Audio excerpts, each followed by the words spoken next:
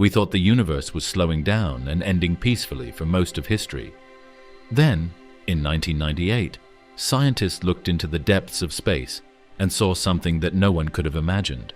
The universe wasn't slowing down, it was speeding up. It seemed like galaxies were moving away faster and faster, propelled by an unknown, unseen force that scientists called dark energy. It now makes up almost 70% of everything in the universe, but no one knows what it is or what scary plans it may have for the universe as a whole. The discovery of cosmic acceleration. For most of the 20th century, scientists thought the world was slowing down as it grew. Since Edwin Hubble found in the 1920s that galaxies were moving quickly away from each other, people have thought that gravity, the force that pulls matter across the universe, would slow that motion down over time. Space would start to get less stretched over time, but it might never stop totally. It was an easy question for decades. How much was the world slowing down? The answer seemed to determine the fate of everything. By the late 1980s and early 1990s, astronomers had the tools to make the first precision tests of this slowdown. The best way was to look at exploding stars called Type I supernovae, some of the brightest beacons in the cosmos. Unlike ordinary supernovae, these detonations had a remarkable property. They exploded with nearly the same intrinsic brightness every time, making them what scientists call standard candles. If you know how bright a light should be, you can figure out how far away it is by how faint it looks. That made Type I a supernovae perfect for measuring the scale of the cosmos across billions of light years. Two global collaborations formed to take on the challenge. In California, Saul Perlmutter led the Supernova Cosmology Project, while Brian Schmidt and Adam Rees headed the High Z Supernova Search Team. Their goal was straightforward: find distant supernovae, measure their brightness, and determine how the expansion rate had slowed over cosmic history. It was tedious work, scanning vast patches of sky, identifying faint supernova, racing against time to measure them before they faded. Yet both groups persevered, building enormous catalogues of exploding stars. What they found was not at all what they expected. By 1998, both teams reported the same astonishing result. The supernovae were too faint. They were dimmer than they should have been if the universe was simply coasting or slowing down. The only way to explain this was if the universe had expanded more than expected between then and now. In other words, the expansion wasn't decelerating at all. It was accelerating. Almost every idea in astronomy was turned on its head by this discovery. Instead of gravity being the long-term winner, galaxies were being pushed farther apart at a speed that was getting faster and faster. Their name for it is dark energy. Many fought back at first. Could there be a mistake in the data? Was there something wrong with using Type I, a supernova, as regular candles? But as more independent checks came in from the cosmic microwave background, large-scale galaxy surveys, and other places, it became clear that the ruling was correct. Something that couldn't be seen was speeding up the world. It had a huge effect on science. All of a sudden, dark energy wasn't just a crazy idea. It explained almost 70% of the universe. The numbers didn't make sense without it. In other words, everything that could be seen, stars, planets, galaxies, and even dark matter itself, was only a small part of the universe. This mysterious, unseen force that was built into the fabric of space made up most of reality. The discovery earned Saul Perlmutter, Brian Schmidt, and Adam Rees the 2011 Nobel Prize in Physics. Their work had transformed cosmology forever, elevating the mystery of dark energy into the central question of modern science, and it also resurrected an idea once thought abandoned: Einstein's cosmological constant. Decades earlier, Einstein had added this term to his equations to allow for a static universe, then later discarded it as his biggest blunder. Yet the new evidence suggested that a cosmological constant, a uniform energy filling space, might be exactly what was driving cosmic acceleration. The birth of dark energy. In 1998, scientists found out that the expansion of the universe was speeding up. This presented them with an immediate challenge: how to explain a force that you can't see, touch, or directly measure. The answer was to give it a name that showed how mysterious and powerful it was: In this way, the term dark energy became part of science language. It was a name for something that wasn't known, like how the term dark matter was created decades ago when galaxies seemed to have mass that couldn't be seen. Dark matter, on the other hand, forms halos and lumps together. Dark energy, on the other hand, was smooth, spread out, and weaved into space itself. At first, the term was controversial. Some scientists disliked the drama of the word dark, feeling it was more science fiction than science. Others argued that calling it energy implied too much, since no one actually knew whether it behaved like a field, a constant, or something entirely novel. But in the absence of a better description, the name stuck. Within just a few years, dark energy became the central focus of modern cosmology. The moment of naming was more than semantics. By categorizing this phenomenon as a distinct entity, astronomers could begin asking concrete questions. How strong is dark energy? Has it been constant throughout cosmic history, or has it evolved? Does it interact with matter or radiation? These were the building blocks of a new era of physics. Before 1998, cosmologists thought the main unknown in the universe was dark matter. The invisible mass first proposed to explain why galaxies rotate faster than their visible stars allow.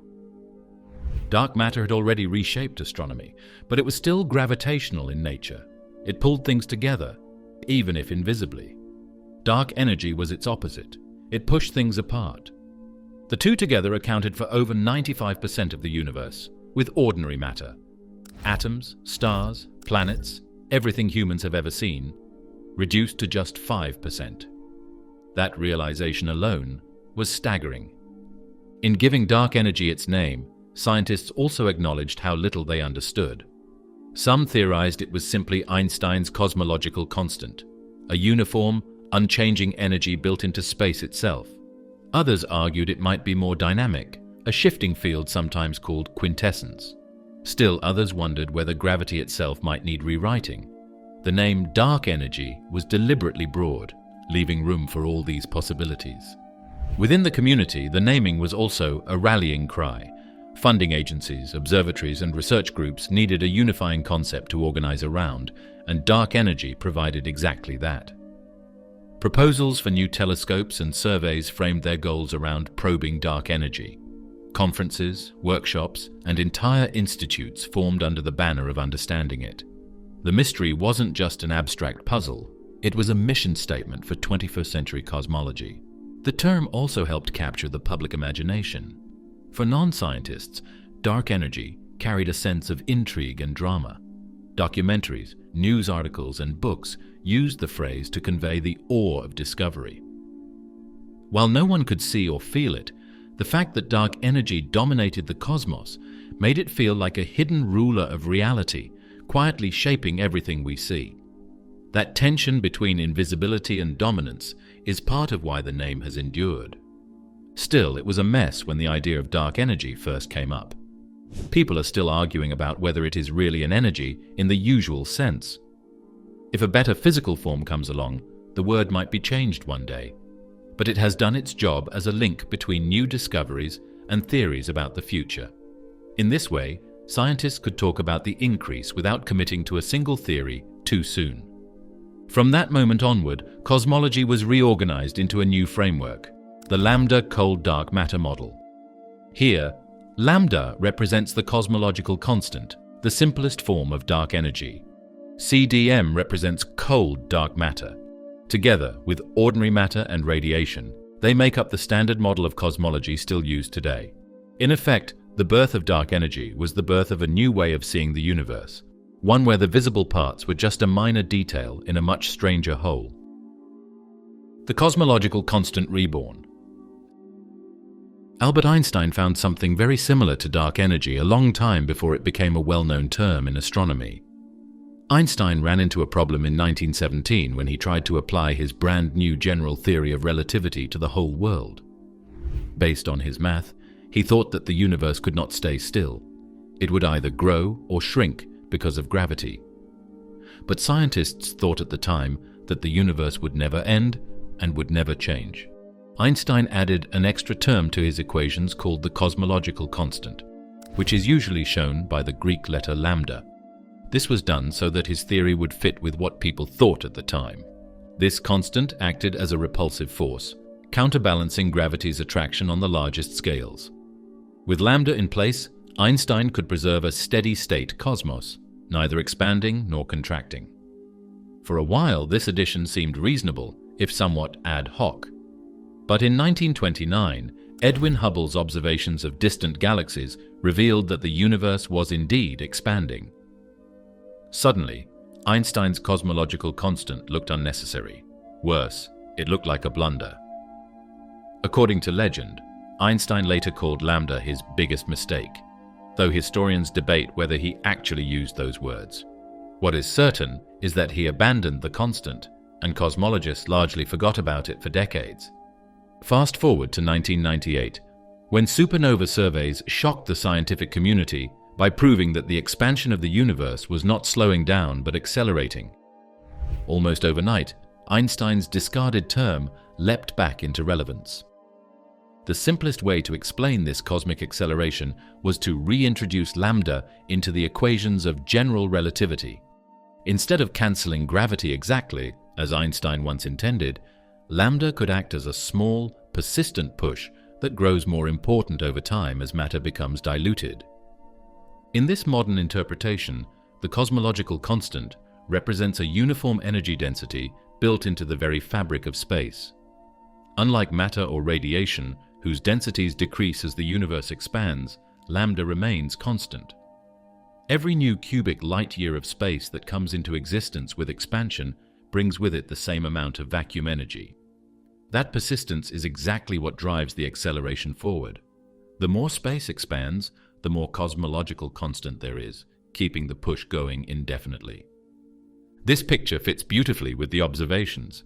If L is the true explanation for dark energy, then the universe we live in is about 70% cosmological constant, 25% dark matter, and 5% normal matter and radiation. This framework, lambda CDM, or lambda cold dark matter, has become the standard model of cosmology, and its predictions line up with data from the cosmic microwave background, galaxy clustering, and gravitational lensing. But this beautiful answer comes with a huge price tag. As a whole, the cosmological constant is easy to understand theoretically, since it is made up of only one number. However, its physical sense is hard to understand. The most likely option is vacuum energy, which is the quantum jitter of virtual particles appearing and disappearing even in space that is said to be empty. Quantum field theory estimates, on the other hand, overestimate the value of lambda by a factor of 10 to the power of 120. This is the biggest difference between theory and observation in the history of physics. One of the biggest riddles in science is still not solved: the vacuum catastrophe. Measuring the expansion with Type Ia supernovae.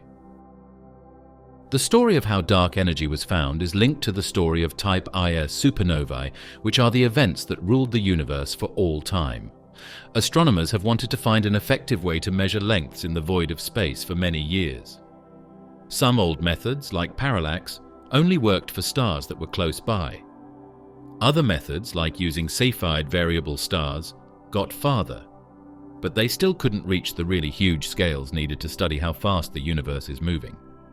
Scientists needed a standard lamp that was bright enough to be seen from billions of light-years away, steady enough to be used as a standard, and common enough to give them a lot of samples. It turned out that Type Ia supernovae were the answer. A Type Ia supernova begins with a humble white dwarf star, the compact, Earth-sized remnant left after a Sun-like star exhausts its fuel. If the white dwarf orbits in a binary system, it can siphon matter from a companion star. As it accretes mass, the white dwarf grows heavier until it approaches the Chandrasekhar limit of about 1.4 times the mass of the Sun. Beyond this threshold, gravity overwhelms the degenerate pressure holding the star up, and the white dwarf undergoes a runaway thermonuclear reaction.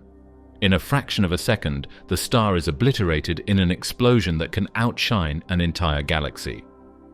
The key feature of these explosions is their near uniformity. Because they all ignite at roughly the same critical mass, their peak luminosities are very similar. Astronomers discovered that by examining the shape of the light curve, the way the supernova brightens and fades, they could standardize the luminosity even further, correcting for minor variations. This calibration turned Type Ia supernovae into remarkably precise distance indicators, accurate enough to measure cosmic scales across billions of light-years. In the 1990s, two rival teams set out to use these stellar detonations to map the universe's expansion history. Saul Perlmutter's supernova cosmology project pioneered automated search techniques, scanning the skies for faint points of light that represented newly exploded supernovae. Brian Schmidt and Adam Rees's High-Z supernova search team used similar strategies, racing to capture spectra and light curves before the supernovae faded. These were logistical challenges as much as scientific ones. International telescope time had to be secured, data had to be shared across continents, and teams of astronomers worked around the clock to catch explosions in their fleeting prime. Their goal was simple in principle. By comparing the redshift of a supernova's host galaxy, which shows how much the universe has expanded since the light was emitted, to its observed brightness, which gives its distance, they could reconstruct the expansion rate of the universe across time. The expectation was that more distant supernovae would show evidence of deceleration, as gravity should have been slowing expansion during earlier cosmic epochs. They didn't find that, though. Instead, Type Ia supernovae that were far away looked less bright than expected.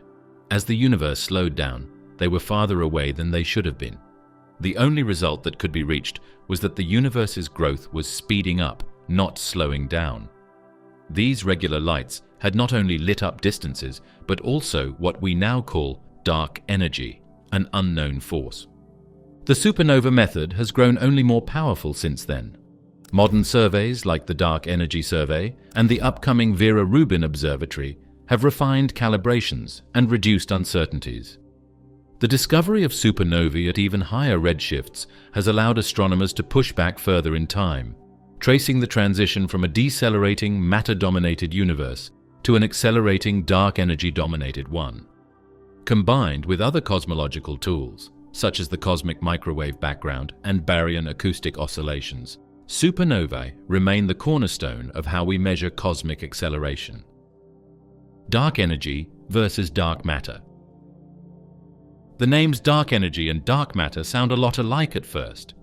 Both can't be seen. They rule the universe, and they are still some of the biggest puzzles in modern science. Even though they are both described as dark, they are very different animals. The first one holds everything together, and the second one breaks it apart. To understand why cosmologists want to keep them separate, we need to look at their very different jobs, the proof they provide, and how they work. Dark matter entered the scene first, decades before dark energy. In the 1930s, Swiss astronomer Fritz Zwicky observed the Coma cluster of galaxies and noticed something odd. The galaxies were moving too fast. Based on the visible matter, the cluster should have flown apart, yet it held together. Zwicky proposed that some unseen Dunkel materie must provide the extra gravity. Later, in the 1970s, Vera Rubin and Kent Ford confirmed this at galactic scales. Spiral galaxies rotated in a way that suggested far more mass than visible stars and gas could account for. Over time, it became clear galaxies, clusters, and cosmic structures could not exist without the gravitational glue of dark matter. Dark energy, however, was discovered in 1998 with the supernova results. Unlike dark matter, which pulls, dark energy pushes.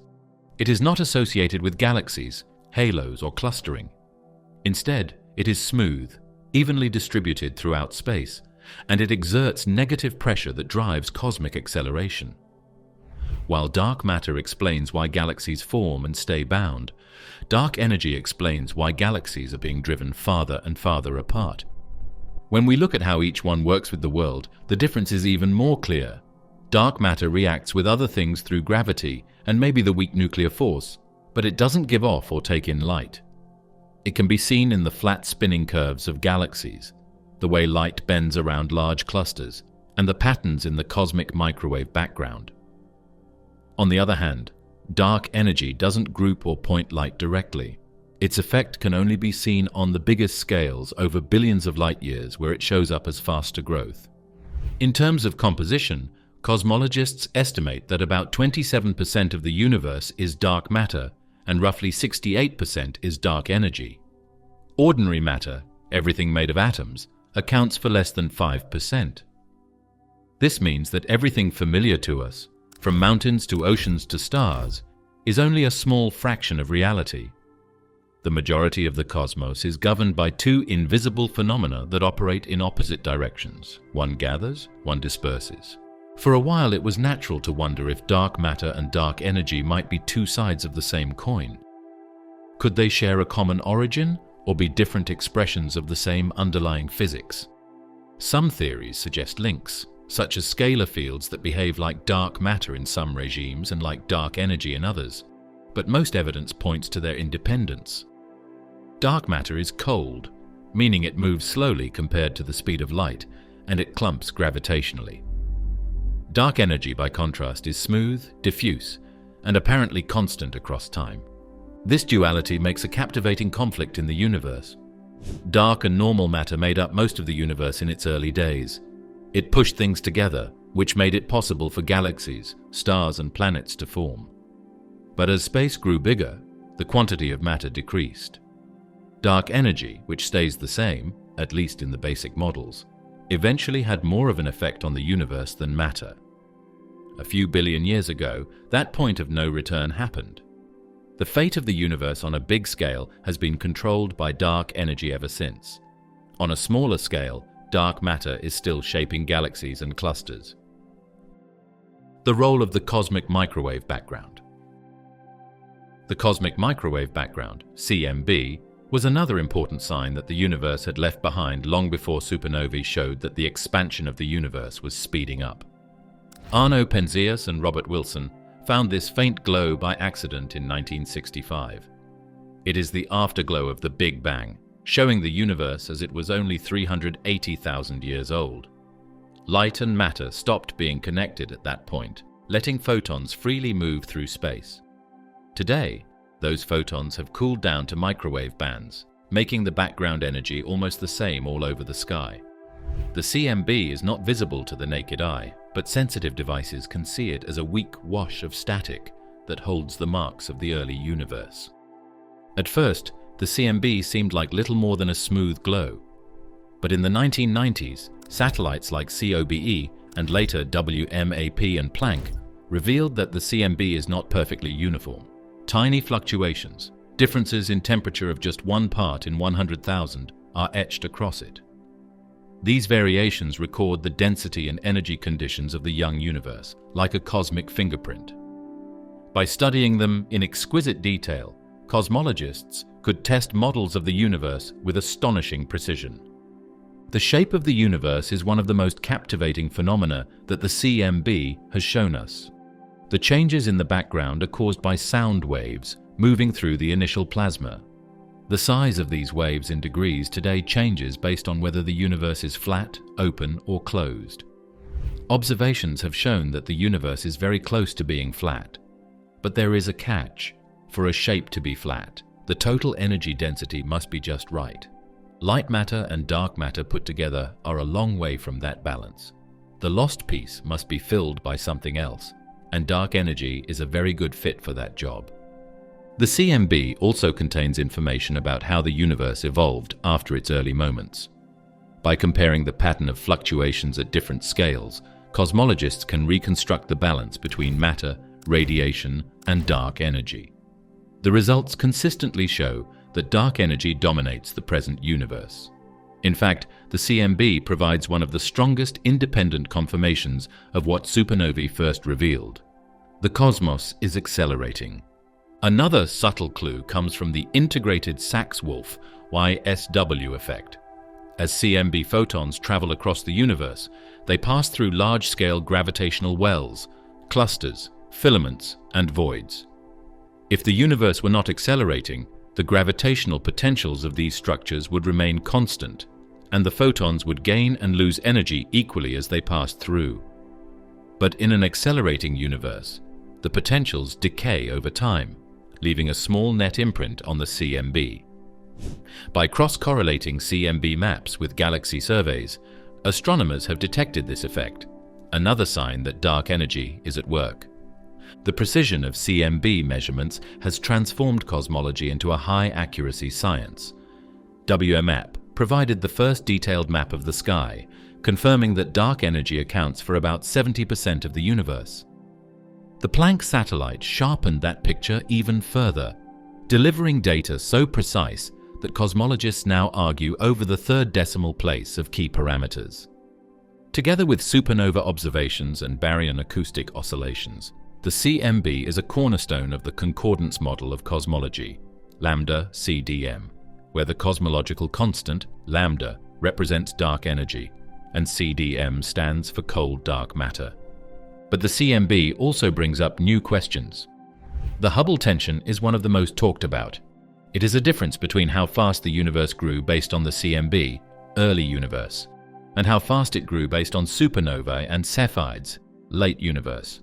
Some experts think that the stress could be a sign of new physics, or even a type of dark energy that changes over time. In this way, the CMB not only proves that dark energy exists, but it also leaves open the chance that it is not just a simple cosmic constant. Baryon acoustic oscillations.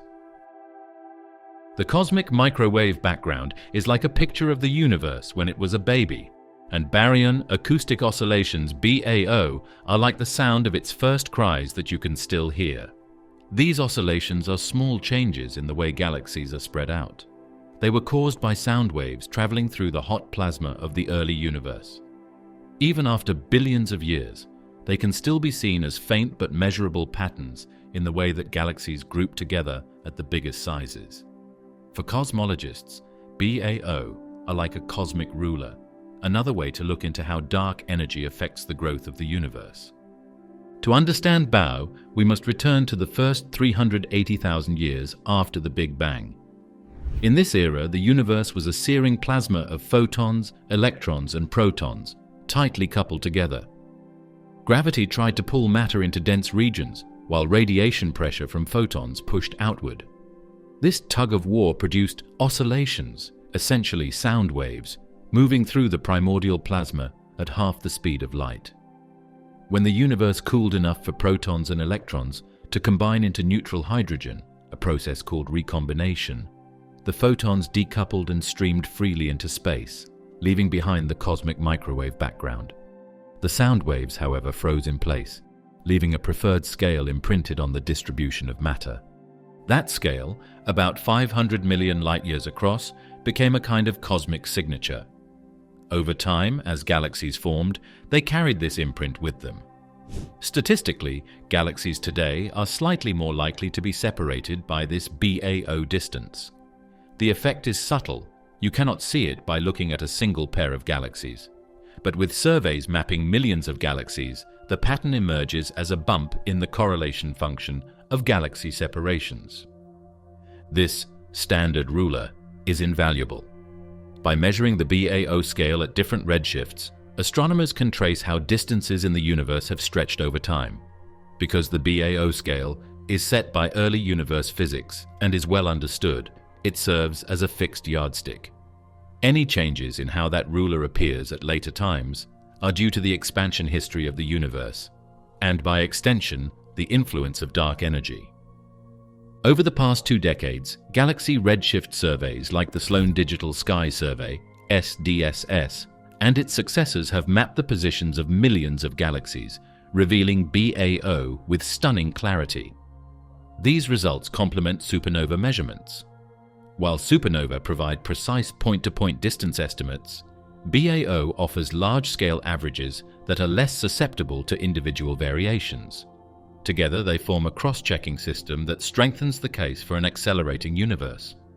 Recently, surveys like the Baryon Oscillation Spectroscopic Survey, BOSS, and the Dark Energy Spectroscopic Instrument, DESI, which is still going on, have made this work a lot bigger. DSI wants to make maps of more than 30 million galaxies and quasars, which will push BAO readings to levels of accuracy that have never been seen before. As it looks at many different redshifts, it helps us figure out if dark energy is really constant, or if its strength has changed over time.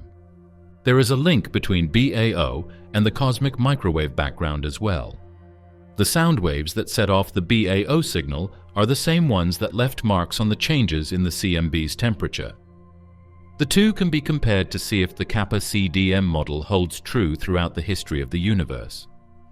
If the readings don't agree, it could mean that there is a new type of physics at work, like a moving dark energy field or a break from general relativity. What makes BAO especially powerful is their reliability. Unlike some other cosmological probes, the physics behind them is relatively clean and straightforward.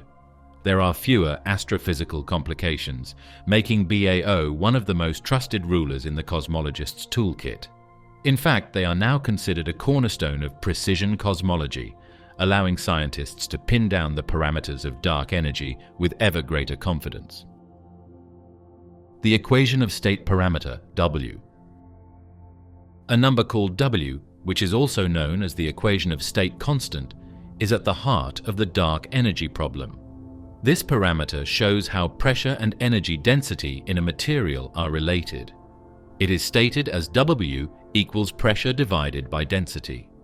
W has simple numbers for everyday matter, like the gas in a star or the water in an ocean. The value of W for radiation is 1/3.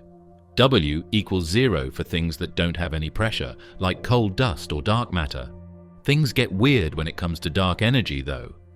If dark energy is simply Einstein's cosmological constant, then W equals -1. That means its pressure is negative and exactly cancels its energy density in a way that produces repulsion instead of attraction. This negative pressure is what drives the accelerated expansion of the universe. In fact, the difference between W equals -1 and any other value could determine the ultimate fate of the cosmos. Why does W matter so much? Imagine three possibilities. If W equals -1 exactly, dark energy behaves like a true cosmological constant, unchanging, eternal, and evenly spread across all of space. The universe would keep accelerating forever, galaxies drifting apart into darkness. If W is slightly greater than -1, dark energy could weaken over time, eventually fading away and leaving matter to dominate again. But if W is less than -1, we enter the eerie realm of phantom energy, where the acceleration grows without bound and ends in a catastrophic Big Rip. Measuring W with precision has therefore become one of the central missions of modern cosmology. Every major dark energy survey, whether studying supernovae, Baryon acoustic oscillations, or weak gravitational lensing, includes constraints on W as a primary goal. The closer we can measure it to -1, the more confident we are that the cosmological constant is the answer. Any deviation, however small, would point to new physics beyond Einstein. Observations so far suggest that W is indeed very close to -1. The combined results from the Planck satellite, the Dark Energy Survey, and the Baryon Oscillation Spectroscopic Survey consistently indicate values near this magic number. Yet the error bars remain wide enough that cosmologists cannot rule out slight deviations. Could we evolve over time? Could it start near -1 today, but change in the distant future? These are open questions that fuel new surveys and missions. Figuring out W isn't just about numbers that don't mean anything. It has to do with important science questions. If W is exactly -1, dark energy might just be vacuum energy, which is the quantum jitter of empty space. But if W changes, even a little, it means that a field like Quintessence is changeable, which opens up a whole new area of physics. So, measuring W is a way to tell the difference between different ideas. The challenge, of course, is that dark energy is incredibly weak on human scales. Its effects are only visible across billions of light years, so measuring W requires enormous datasets of galaxies, supernovae, and cosmic structures. Future missions like the Euclid satellite and NASA's Nancy Grace Roman Space Telescope are designed specifically to sharpen these measurements, potentially narrowing down W to within a few % of certainty. Quintessence, a new field of energy. A simple theory for dark energy is the cosmological constant, but many scientists wonder if the truth is more complex. What if dark energy changes over time instead of staying the same? This idea leads to the idea of quintessence, which is a made-up scalar field that fills space and changes as the universe grows. Its name comes from ancient philosophy, where it meant fifth element, after earth, air, fire, and water.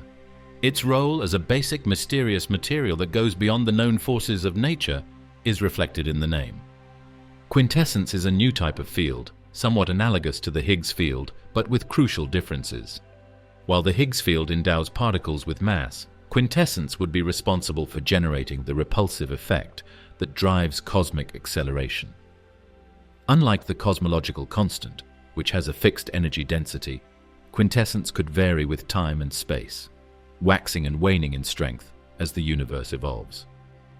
That flexibility makes it a more complex, but also potentially more natural explanation. The behavior of quintessence depends on its potential energy landscape. In physics, fields roll along energy landscapes like balls on a hill. If the field sits high up on a plateau, it can slowly roll downhill, producing a nearly constant energy density that mimics lambda. But over time, as it descends, its properties could change. This would mean that the strength of dark energy is not fixed but evolves, with measurable consequences for cosmic history. A unique aspect about quintessence is that it might be able to help solve the cosmic coincidence problem. Dark energy is becoming more important now, billions of years after the Big Bang, but it wasn't before. This time might make sense if there is a dynamic field that changes its effect as the world grows. The cosmic constant, on the other hand, doesn't tell us anything about time. It just is. To match observations, its properties must be extremely finely tuned. If the field evolves too quickly, it would have altered the early universe in ways we do not see in the cosmic microwave background.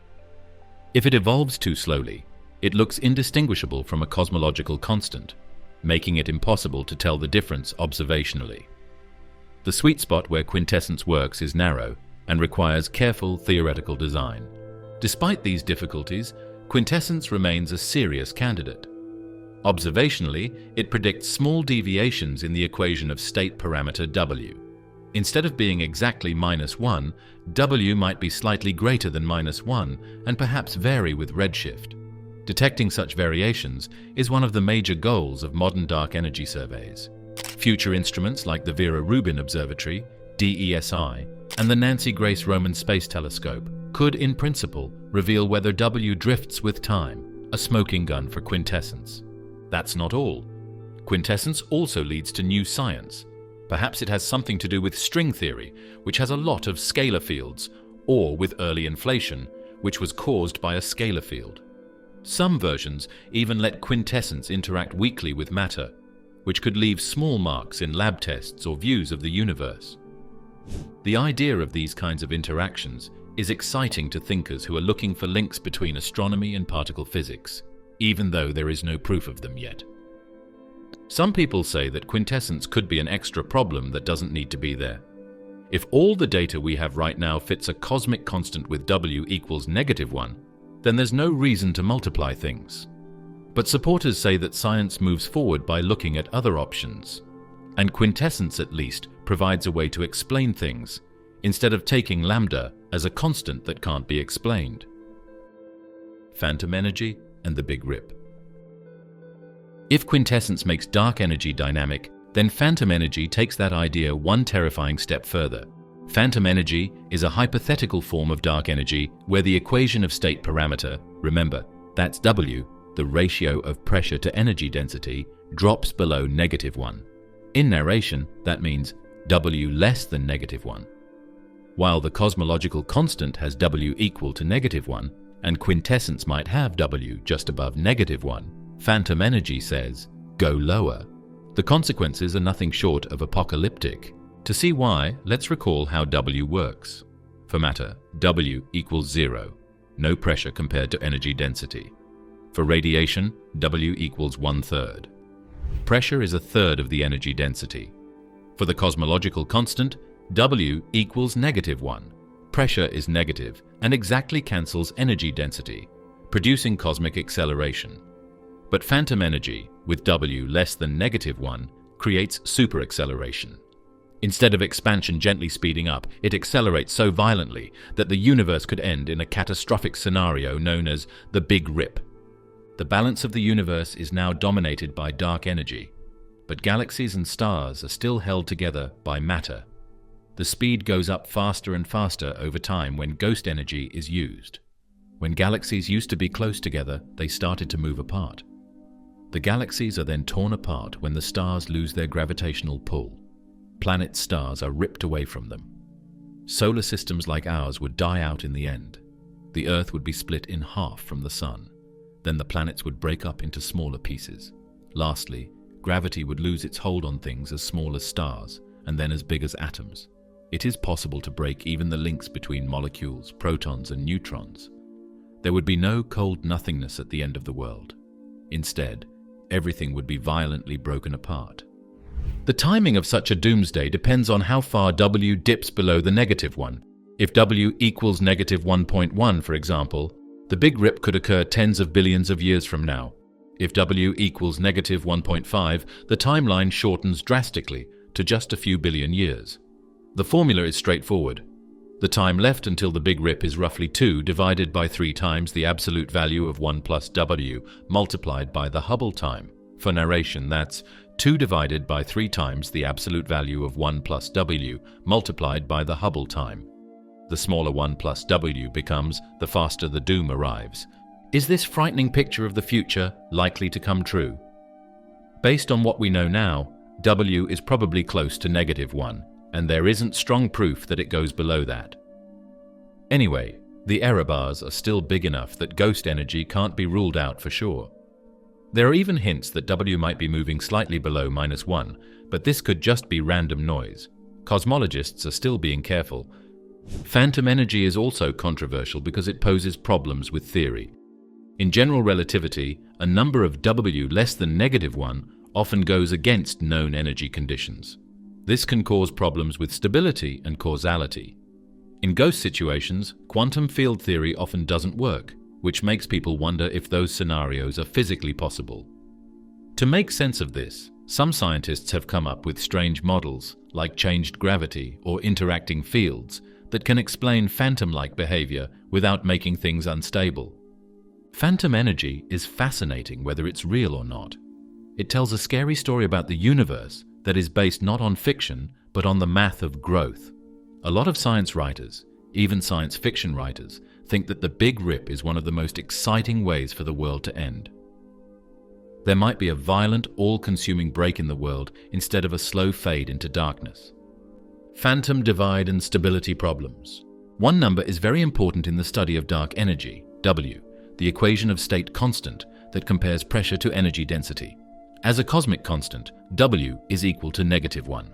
When it comes to quintessence models, W is bigger than -1. Phantom energy causes W to drop below -1,1, which causes superacceleration and the scary thought of a Big Rip. However, what if W moves from side to side? What if at some point in the past of the universe, it goes across the so-called phantom divide and slides from above -1 to below, or the other way around? This crossing is very hard to understand theoretically and observably, and it might show us something new about the end of the universe. The phantom divide line at W equals -1 is more than just a numerical threshold. It marks a qualitative shift in the behavior of dark energy. When W is greater than -1, dark energy density decreases slowly over time as the universe expands, much like other forms of energy. But once W slips below -1, the density actually increases as expansion continues, accelerating the universe even more violently. This runaway behavior is what makes phantom energy so dangerous. It destabilizes the cosmos and drives toward the Big Rip scenario. Crossing this divide is tricky from a physics standpoint. Simple scalar field models like Quintessence cannot naturally cross W equals -1 without becoming unstable. Their energy equations break down, producing negative kinetic terms or ghost-like particles that violate basic principles of quantum theory. These instabilities would, in theory, cause catastrophic fluctuations that destroy the vacuum. Yet observations leave the possibility open. Current data cannot rule out that W might hover near or even dip across the phantom line. To deal with this, Thinkers have made models that are more complicated. One is quantum cosmology, which is based on two scalar fields that work together to make crossing the split smooth. One field is like quintessence, and the other is like a phantom. Another one has to do with higher-order kinetic terms, which are also known as K-essence, and can cause stable ghost crossing in some situations. These models are hard to solve numerically, but they show that the phantom split is not a wall, but a way to explore new physics. Cosmologists search for phantom crossing by measuring W at different redshifts. Supernova surveys, Baryon acoustic oscillations, and weak lensing all contribute pieces of the puzzle. So far, most results are consistent with W equals -1, but with error, bars large enough that slow evolution or mild crossing cannot be excluded. Future missions like Euclid and Roman will tighten these constraints dramatically. If they find evidence of W crossing -1, it would force a major revision of dark energy theory, ruling out the cosmological constant once and for all. Crossing the phantom divide also raises questions about cosmic fate. If W drifts below -1 temporarily and then climbs back up, the universe could experience bursts of superacceleration without committing to a full Big Rip. If it hovers around -1 but oscillates across the line, the cosmos might experience a sequence of alternating phases, with subtle effects on structure formation and cosmic horizons. Each of these scenarios would alter the long-term outlook for galaxies, black holes, and the arrow of time itself. Phantom crossing is an intriguing concept that might help explain the Hubble strain. If dark energy acted differently in the early universe, maybe briefly entering phantom land, it could have shrunk the sound range left behind in the CMB, which would have changed the rate of expansion that was assumed. In the future, if W moved back above -1, the acceleration we see now might look more like a cosmic constant. This changing behavior might match up measures from the early and late universes, but this is just a guess until we get better data. From a theoretical standpoint, phantom divide models often require breaking cherished assumptions of physics. They may involve ghost fields with negative energy, higher dimensional interactions, or couplings between dark energy and dark matter. These are risky moves, as they can destabilize the vacuum or produce runaway effects. Yet they also push cosmology into new territory, where insights into quantum gravity or string theory may emerge. Cosmic coincidence problem. Cosmologists are still not sure about a lot of things about dark energy, but one question keeps coming up: why now? The name for this is the cosmic coincidence problem. It asks why the densities of dark energy and matter are about the same right now, even though they change in very different ways. To put it another way, why is bad energy becoming more powerful just as people are becoming aware of it? To understand the problem, let's look at how energy components change with expansion. As the universe grows, the density of matter decreases because matter is diluted. If you double the size of the universe, the same amount of matter spreads out over 8 times the volume. Mathematically, this means matter density scales with the cube of the scale factor, written as 1/cubed. Radiation thins out even faster because it loses energy as its wavelength stretches, scaling as 1/a⁴. Dark energy, in contrast, if it is a cosmological constant, does not dilute at all. It stays constant per unit of volume, regardless of how large the universe becomes. This difference means that in the early universe, matter and radiation were overwhelmingly dominant. Billions of years from now, dark energy will be utterly dominant. But right now, in this tiny sliver of cosmic time, the densities of matter and dark energy are surprisingly close. Observations show that matter makes up about 30% of the universe, while dark energy is about 70%. Why should the balance tip during the narrow window when intelligent life happens to exist? Out of billions of years, why this moment? That is a coincidence. Some physicists argue this is just chance.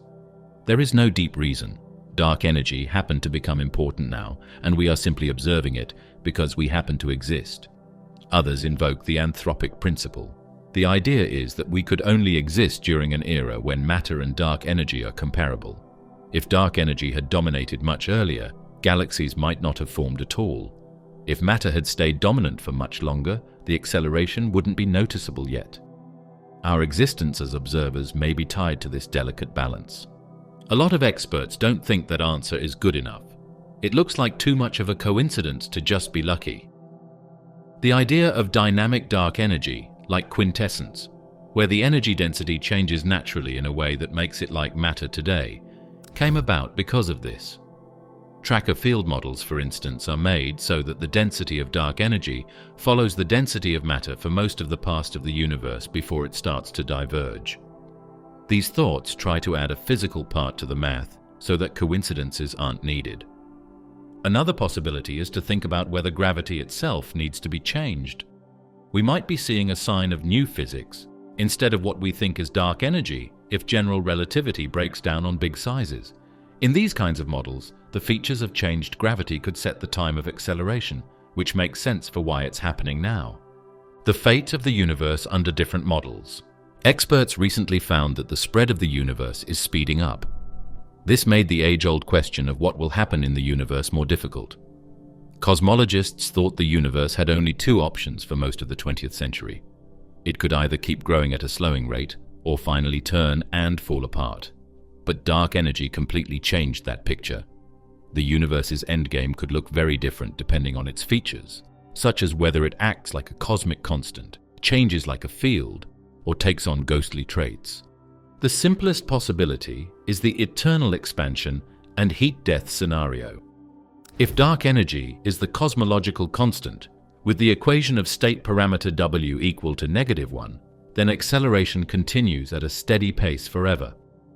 Over trillions of years, galaxies outside our local group drift beyond the cosmic horizon, stars burn out, black holes slowly evaporate, and the universe approaches thermodynamic equilibrium. With no gradients of energy left to exploit, no processes of life or complexity can continue. This is the so-called heat death, a silent, cold infinity where nothing changes. Another possibility is the Big Rip. This occurs if dark energy takes the form of phantom energy, with W less than -1. In this case, acceleration doesn't just continue, it accelerates uncontrollably. Structures at every scale are torn apart. First galaxy clusters, then galaxies, then solar systems, and eventually atoms themselves. The timeline depends on how far below -1 the value of W lies. A modest deviation might give the cosmos tens of billions of years. A stronger deviation could cut that down to just a few billion. The end is violent.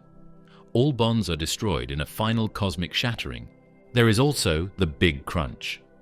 In this scenario, dark energy might not be constant.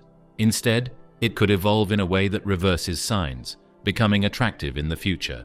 If that happened, cosmic acceleration would slow, stop, and then turn into contraction. Galaxies would rush back together, temperatures would rise, and eventually the universe would collapse into a hot, dense state. Whether that state is identical to the Big Bang or something stranger is unknown. Some models propose that the collapse could ignite a big bounce, leading to a new expanding universe. Another option is a wandering world, which is more subtle. Here, dark energy changes into a weaker form, which stops the speeding up. The expansion keeps going, but it slows down a lot and doesn't stop. In this case, the universe would still keep growing forever, but it would do so more slowly, giving galaxies and stars more time to interact before they move apart. It wouldn't be as exciting as a rip or crunch, but it would still end in a long, slow freeze. The last type of ideas is theoretical.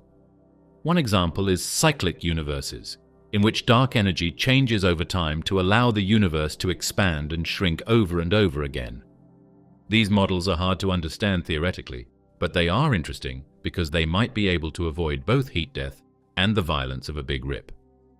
They are also linked to some types of string theory and quantum cosmology, which say that universes can change or come back from different states. Vacuum energy and quantum fluctuations. It might come as a surprise, but the science of nothingness is one of the most obvious ways to explain dark energy. In quantum physics, nothing is really empty, not even space itself. Instead, it's jam-packed with activity, with particles and antiparticles popping into being and disappearing almost quickly. Quantum ripples are the name for these short-lived forms.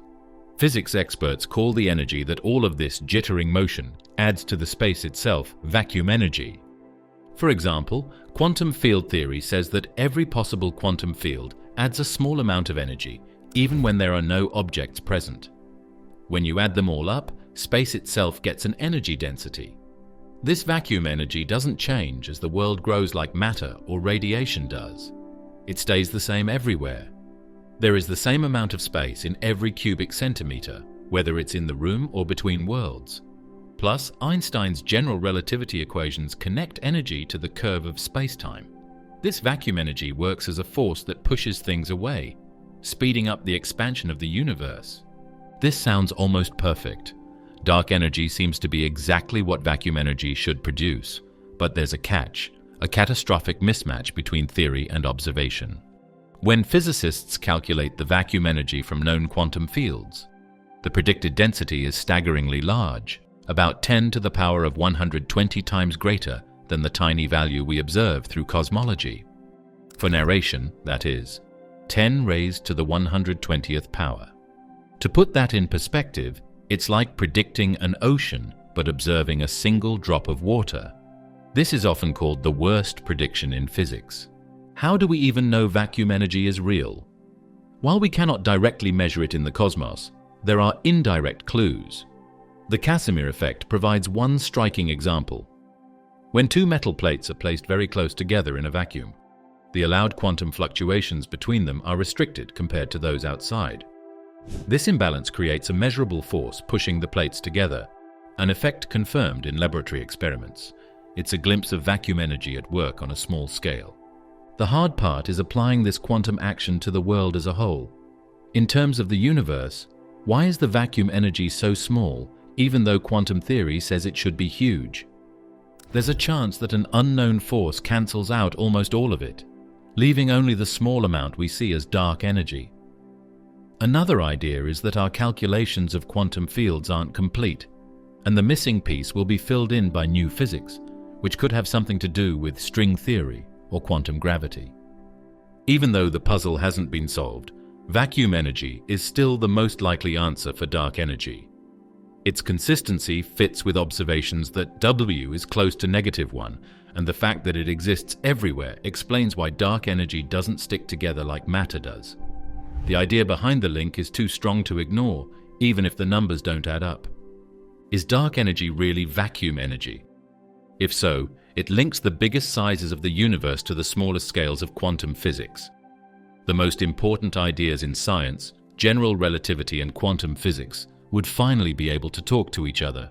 Still, this bridge isn't finished until the size difference is fixed. The biggest mismatch in physics. Physics is in trouble if dark energy is just empty space energy. The issue is not that the idea doesn't make sense. It does. What's wrong is that the numbers don't even come close to matching up. When quantum field theory is used to figure out the expected amount of vacuum energy, the answer is 10 to the 120th power higher than what it really is. That is, a 1 followed by 120 zeros, as it was said clearly. A lot of people think it's the worst statement in the history of physics. Here's why. In quantum field theory, every field, the electromagnetic field, the Higgs field, and others, contributes 0-point energy, even in its lowest state. When you sum these contributions across all modes up to a certain cutoff, the predicted vacuum energy density becomes enormous. Yet when astronomers infer the actual value from cosmic acceleration, it is astoundingly small. To match observation, something must reduce the predicted number by a factor so huge that no known mechanism in physics can account for it. This problem is called the cosmological constant problem. It is not just a mismatch, it is a chasm. Imagine building a bridge across a canyon and missing the other side by the width of the Earth. That is the scale of the discrepancy between quantum theory and cosmology. It tells us that either we misunderstand vacuum energy, we misunderstand gravity, or perhaps both. Some scientists try to figure this out by using cancellations. It's possible that different quantum fields add positive and negative energies that almost cancel each other out, leaving only a small amount behind. It was once thought that supersymmetry, a theory in which every particle has a partner, could provide this kind of reversal. But particle reactors like the Large Hadron Collider have not found any supersymmetric particles, so that answer is not certain. The anthropic concept is another way to look at things. From this point of view, there could be many worlds, and each one would have a different amount of vacuum energy. Most of them would either fall apart or grow too quickly for galaxies to form. Complex structures and life could only appear in very few universes with vacuum energies close to what we see.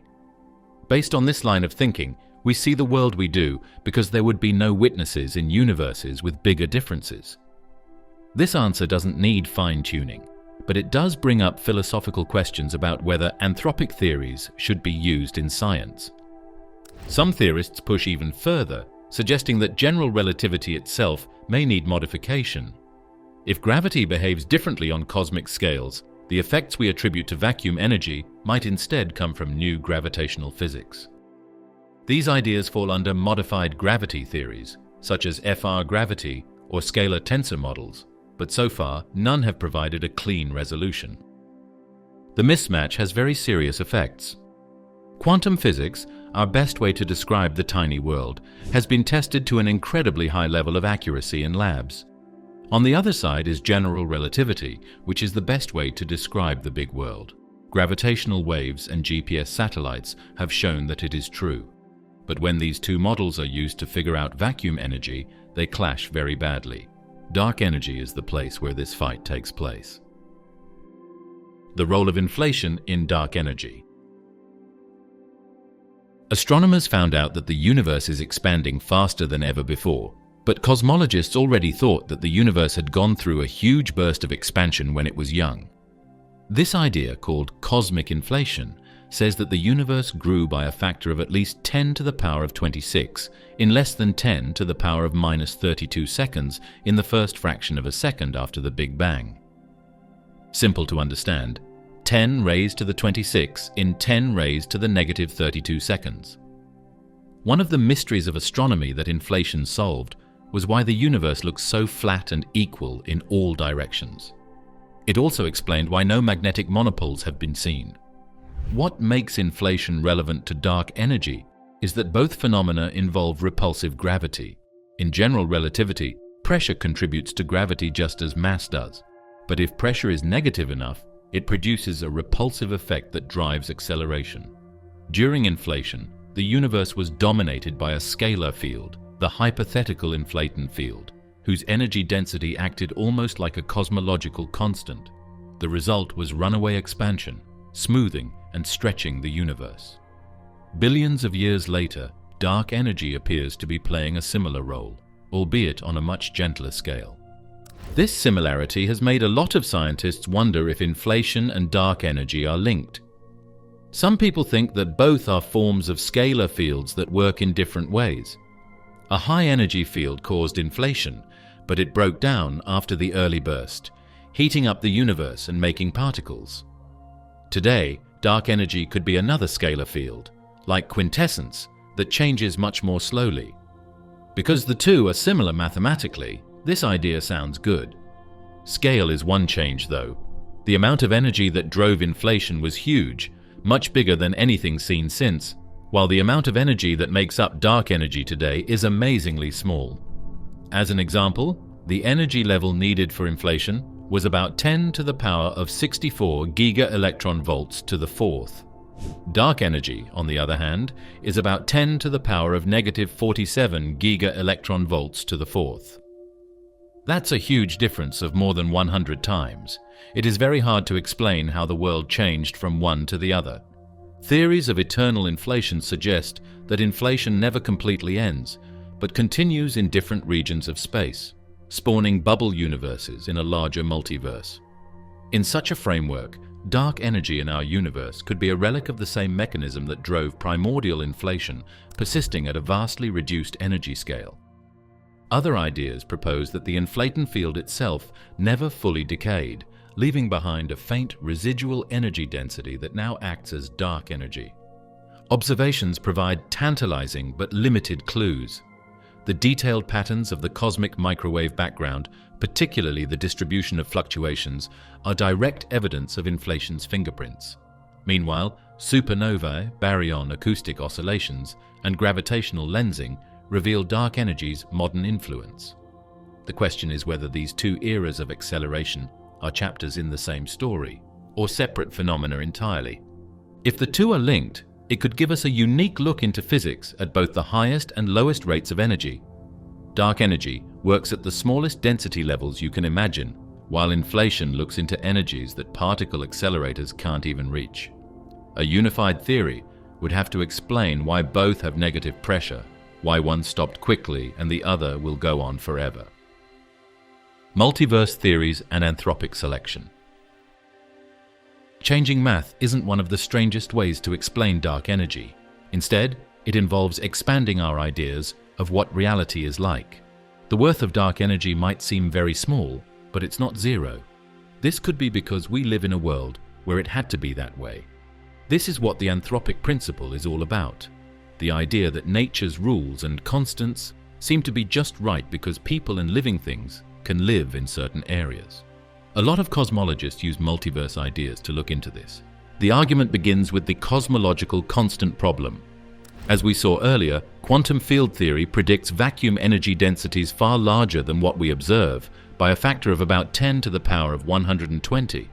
Why isn't dark energy enormous? Why isn't it exactly zero? The anthropic answer is that most universes do have enormous or wildly different values of vacuum energy, but those universes are sterile.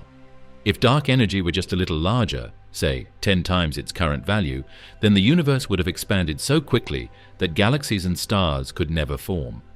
If it were negative, the universe might have collapsed before life had a chance.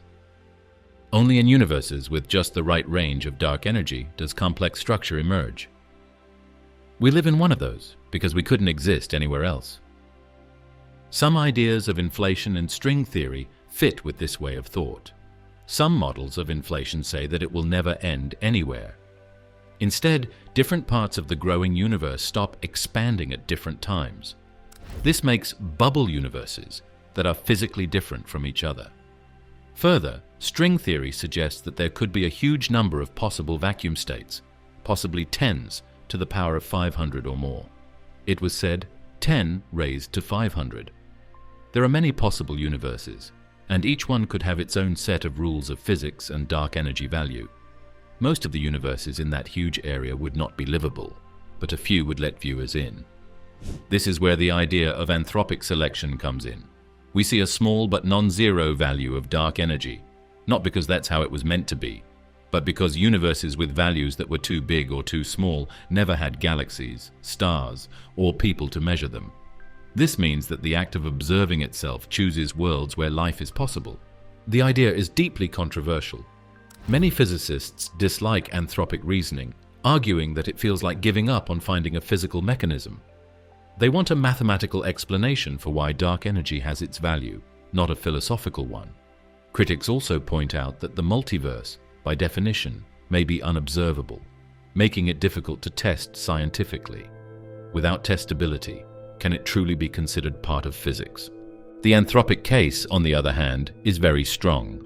It neatly solves the cosmic chance problem. Dark energy is stronger now because this is the only time in history when life could have formed to notice it. This also explains why dark energy has a number that is not exactly zero, even though it is very small. If the universe didn't speed up, structures might fall apart too fast, or expansion might stop in ways that make it impossible for it to stay stable in the long run. Some cosmologists think this is the best way to explain things.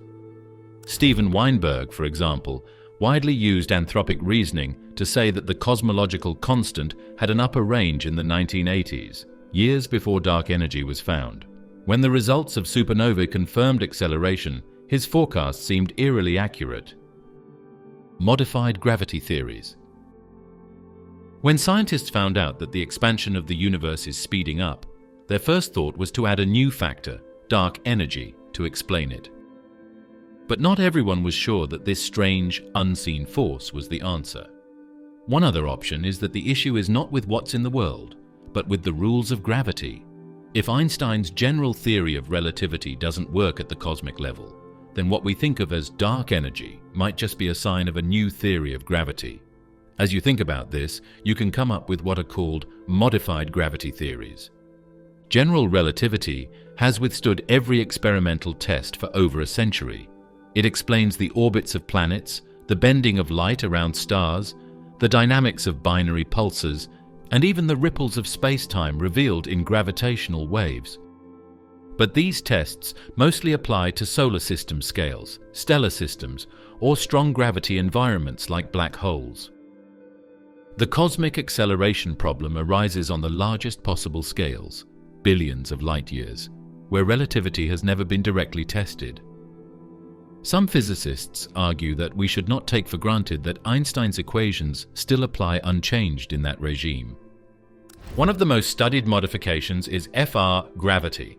In Einstein's theory, the equations are built from the Ricci scala R, which describes how spacetime is curved by matter and energy. In F of R theories, this term is replaced with a more general function of R, allowing additional curvature effects. These models can mimic cosmic acceleration without invoking dark energy, by altering how gravity responds to large-scale structure. However, they must also reduce to standard relativity in the solar system, where observations agree perfectly with Einstein's predictions. This need for consistency leads to clever mechanisms, such as the chameleon effect, where the modifications become significant only in low-density regions like cosmic voids, but fade away in high-density environments like our solar system. Scalar tensor theories are another important group. Besides the usual tensor field of relativity, there is also a scalar field at work here. In time or space, this extra field can change how strong gravity is, acting like dark energy without the need for a real cosmic constant. One example of this kind of scalar field is quintessence, which we talked about earlier. However, some scalar tensor theories go much further and change the whole structure of gravity. Modified gravity is also used in brane-world models that are based on string theory. In these cases, the world we can see is on a four-dimensional brane inside a place with more dimensions. Gravity can leak into the extra dimensions, which makes it less strong over very long distances in space. This leaking could show up as the faster growth we think dark energy causes. The Dvali-Gabadadze-Porati (DGP) model, which is the most well-known, suggests just such a process. Even though these theories are very well thought out mathematically, they are not always stable or consistent with data from the cosmic microwave background. Testing modified gravity theories requires creative strategies. One approach is to study how galaxies cluster. If dark energy is simply a cosmological constant, then structures in the universe grow at a predictable rate under unmodified gravity. But if gravity itself is altered, the growth of structure should deviate from this prediction. Surveys like the Dark Energy Survey, Euclid, and the Vera Rubin Observatory are designed not only to measure cosmic expansion, but also to track how structures evolve, providing a direct check on gravity. Another test is gravitational lensing. The rules of gravity have a lot to do with how matter bends light. Astronomers can look for signs of changed gravity by making maps of how the shapes of millions of galaxies have changed over time. In the same way, the time of gravity waves sets limits. Both light waves and gravitational waves were used to look at the neutron star collision GW 170817. The signs came in almost at the same time, which proves that gravitational waves move at the speed of light. A lot of updated gravity models said they wouldn't work, which ruled them out overnight. A psychological reason is one of the main reasons to look into changed gravity. The cosmic constant and dark energy in general are very disappointing. We have to accept an energy density that is incredibly low compared to what theory says should happen, and there is no way to explain why it is that low. It's possible to change the puzzle by changing gravity. Maybe we don't need a mysterious force after all, just a more accurate view of space-time. Modified gravity models often introduce extra parameters or fields that seem arbitrary, raising concerns about elegance and simplicity. They can also clash with high-precision data if not tuned carefully. The standard lambda CDM model with a cosmological constant continues to outperform most alternatives in fitting the full range of observations, from the cosmic microwave background to galaxy surveys. For many physicists, This success is enough to keep Einstein's equations at the center. Extra dimensions and string theory.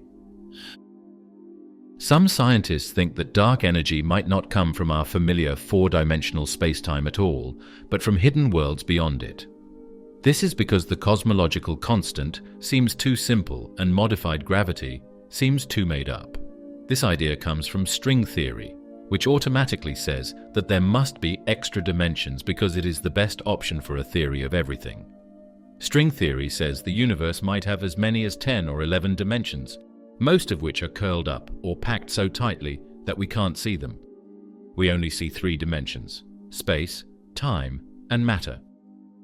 The connection to dark energy arises because the shape and dynamics of these extra dimensions can influence the physics we observe in our large-scale universe.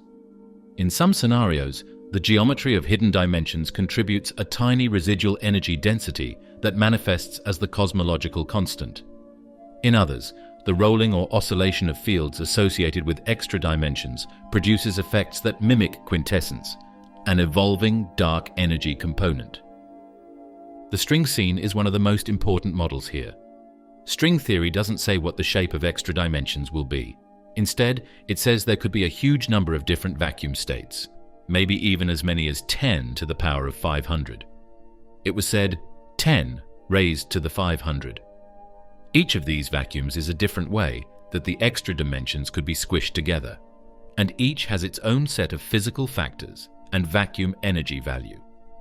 In this view, the small amount of positive dark energy in our universe is not a global fact, but rather a local fact that depends on what vacuum state we are in at the moment. This is directly related to the universe and anthropic selection theories we talked about before. Another thought from another world is the brain-world situation. This model says that the world we can see is made up of a four-dimensional brain inside a higher dimensional area that is often called the bulk. Light and matter can only move through the brain, but gravity can get into the mass. This loss changes how gravity works at great distances, sometimes creating an effect that looks like the speeding up of the universe. One example that has been studied a lot is the Dvali-Gabadadze-Parati model. Once you get to cosmic scales, this theory's gravity weakens faster than Einstein's. This lets the universe speed up without needing a cosmological constant. These models are both interesting and hard to understand. They have to match up with the very accurate observations we already have. For instance, any theory of extra dimensions needs to explain general relativity in the solar system and fit the intricate patterns of the cosmic microwave background. There are a lot of potential models that fail these tests or need to be tweaked to make them work. The appeal is still strong, though, because extra dimensions give us a way to connect dark energy with basic physics instead of just treating it as a variable. There is also the possibility that dark energy is linked to string fields beyond the familiar inflaton or Higgs. Fields associated with moduli, the parameters that describe the size and shape of compactified dimensions, could act like quintessence, slowly evolving over time. If such a field has not yet settled into its minimum energy state, its residual motion could appear as dark energy today.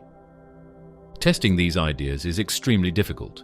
Extra dimensions, by definition, are hidden from direct observation. However, indirect evidence could emerge from cosmological signatures.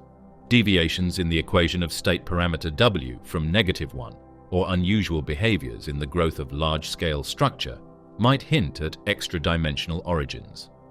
Some scenarios also predict that dark energy could couple very weakly to matter, leading to small violations of the equivalence principle, which future precision experiments could detect. Holography and dark energy. The holographic principle is one of the strangest and most intriguing ideas in modern physics. It says that the basic description of an area of space is stored on its edge, not inside its volume. Holography is an idea that came about from studying the physics of black holes. It says that a black hole's entropy grows with the area of its event horizon, not with its volume. Scientists were shocked by this finding because it meant that the edge of an area determines how much information it can hold. Later, holography became an important idea in the search to connect quantum physics and gravity through string theory and the famous ADS/CFT correspondence.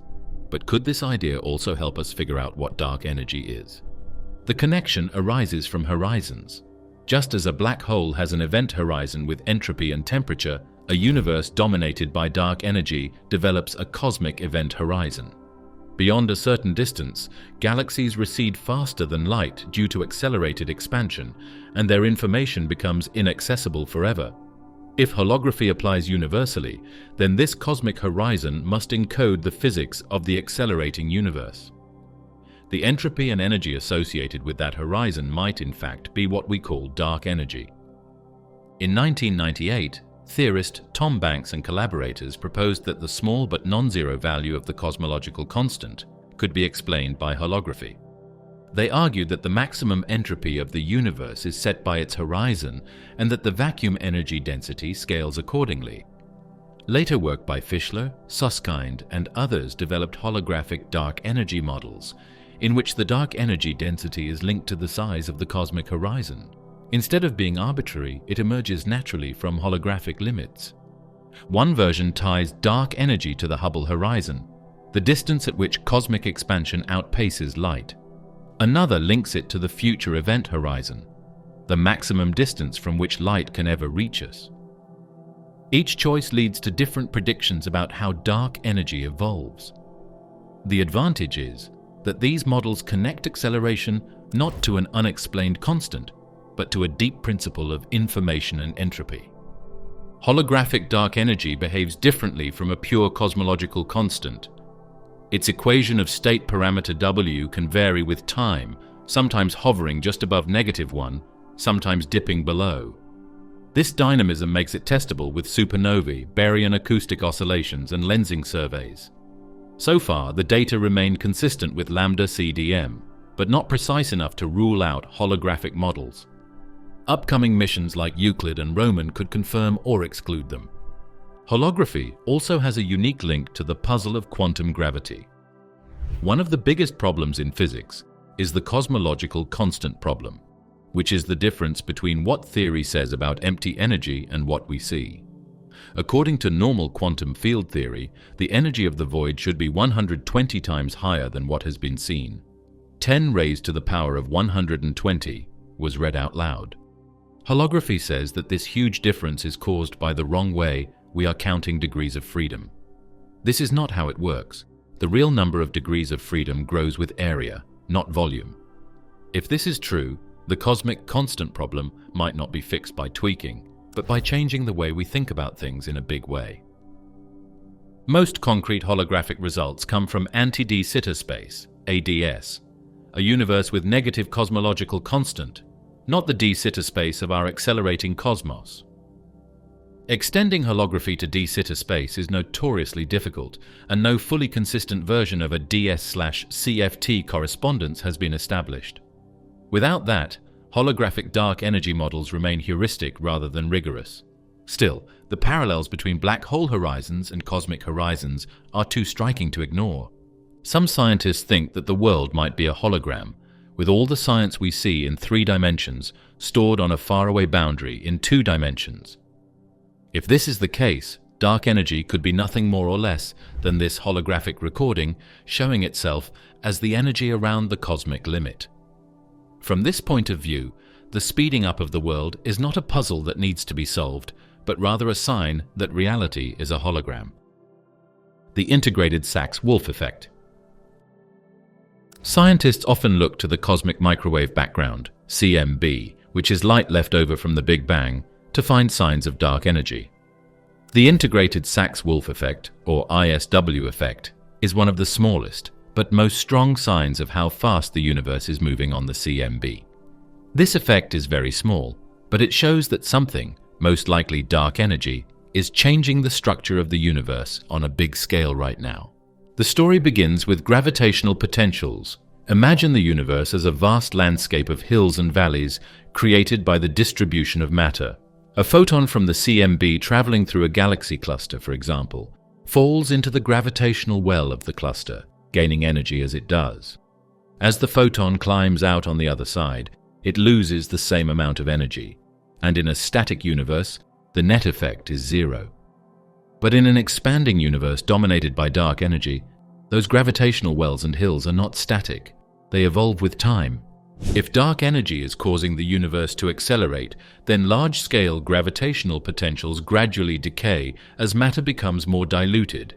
That means when a photon falls into a potential well, it gains a little more energy than it loses climbing back out, because the well has shallowed slightly in the time it took the photon to pass through. The result is a tiny leftover energy imprint in the photon's temperature. Multiply this by billions of photons crisscrossing the cosmos, and the effect shows up as a subtle correlation between the CMB and the distribution of galaxies. The integrated Sachs-Wolfe effect is tiny, much weaker than the primary fluctuations imprinted on the CMB at the time of recombination. Detecting it requires clever statistical methods. Scientists cross-correlate maps of the CMB with galaxy surveys, checking whether the faint temperature fluctuations in the CMB align with the positions of large-scale structures. If dark energy exists, there should be a measurable correlation. In the early 2000s, teams using data from the Wilkinson Microwave Anisotropy Probe, WMAP, and galaxy surveys like the Sloan Digital Sky Survey, SDSS, reported detections of the ISW effect. Later, the Planck satellite refined the signal. Although the measurements remain noisy, the correlation is consistent with the predictions of lambda CDM, the standard cosmological model with a cosmological constant. Without dark energy or some modification of gravity, the ISW effect would not appear at all. The beauty of the ISW effect is that it is direct evidence of change. The primary CMB fluctuations reflect the universe as it was 380,000 years after the Big Bang. But the ISW effect arises billions of years later as photons journey across the evolving cosmos. It tells us that the large-scale gravitational landscape is shifting, and that shift is a signature of accelerated expansion. The ISW effect comes in two different types. The early ISW effect happened around the time that the universe changed from being dominated by radiation to being dominated by matter. It left marks on the biggest sizes of the CMB. When acceleration took over a few billion years ago, the late ISW effect began. This effect is linked to dark energy. Part of the problem of separating the signal is being able to tell them apart. Strange things in space have also been linked to the ISW effect. The so-called cold spot, a big, extremely cool area in the southern hemisphere of the sky, is one of the most talked about parts of the CMB. Some studies say it might be because of a huge cosmic void that makes the ISW effect stronger, while others say it could just be a random oddity. In either case, it shows how the ISW effect links the deepest findings of the past of the universe to the patterns we see there now. Observatories hunting dark energy. When cosmic acceleration was found in 1998, it shocked the scientific community. Astronomers quickly realized that random views of supernovas would not be enough to solve the mystery of dark energy. It would require huge, well-coordinated surveys of galaxies, clusters, and objects in space that stretch over billions of light years.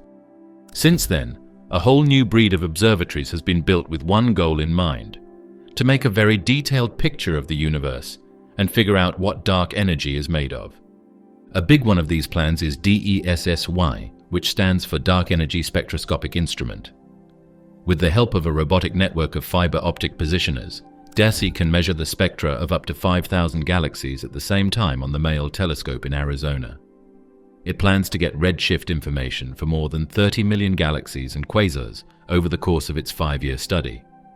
DESSY studies Baryon acoustic waves and the growth of large-scale structure by making maps of how galaxies are spread out at different distances.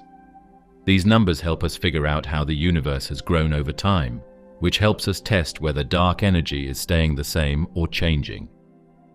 In space, the Euclid mission launched by the European Space Agency in 2023 represents another major step. Euclid is designed to measure both weak gravitational lensing and galaxy clustering with unprecedented precision.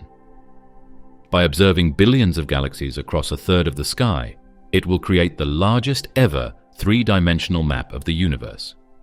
Its strength lies in combining multiple probes: baryon acoustic oscillations, weak lensing distortions, and galaxy correlations, each sensitive to dark energy in different ways. With Euclid, scientists hope to narrow down the value of the equation of state parameter W to within a few percent. Another key mission is NASA's Nancy Grace Roman Space Telescope, scheduled for launch in the coming years. Often described as Hubble's wide-eyed cousin, Roman will combine a wide field of view with high-resolution imaging, enabling it to capture millions of supernova and lensing events. Roman's high-latitude survey will map cosmic acceleration through weak lensing and Baryon acoustic oscillations, complementing Euclid's work. Together, these two space observatories will push cosmology into the era of precision dark energy science. On the ground, the Vera C. Rubin Observatory in Chile is poised to revolutionize the field. Its legacy survey of space and time, LSST, will image the entire southern sky every few nights for a decade, generating a dataset of tens of billions of galaxies. Rubin's strength lies in its time domain observations. It will discover and monitor countless supernovae, providing an enormous sample to refine distance measurements. It will also track weak lensing across vast areas of sky, mapping dark matter distributions and their interplay with dark energy. Other facilities contribute crucial pieces of the puzzle. The Atacama Cosmology Telescope and the South Pole Telescope extend measurements of the cosmic microwave background, searching for subtle imprints of dark energy. The Square Kilometre Array, SKA, under construction in South Africa and Australia, will use radio waves to map hydrogen across cosmic time, offering a new way to trace structure growth and expansion. Even gravitational wave observatories like LIGO and Virgo may eventually provide dark energy tests by comparing standard sirens from neutron star mergers with traditional distance measures. These activities are linked because they work hand in hand. There is no one way to fully understand dark energy. Different types of events like supernovae, baryon acoustic oscillations, weak lensing, galaxy clusters, and gravitational waves all look into different parts of the past of the universe.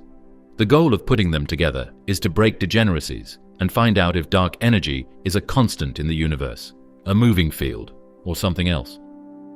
It's hard to believe how big these telescopes are. Every night, Rubin will make 20 terabytes of info.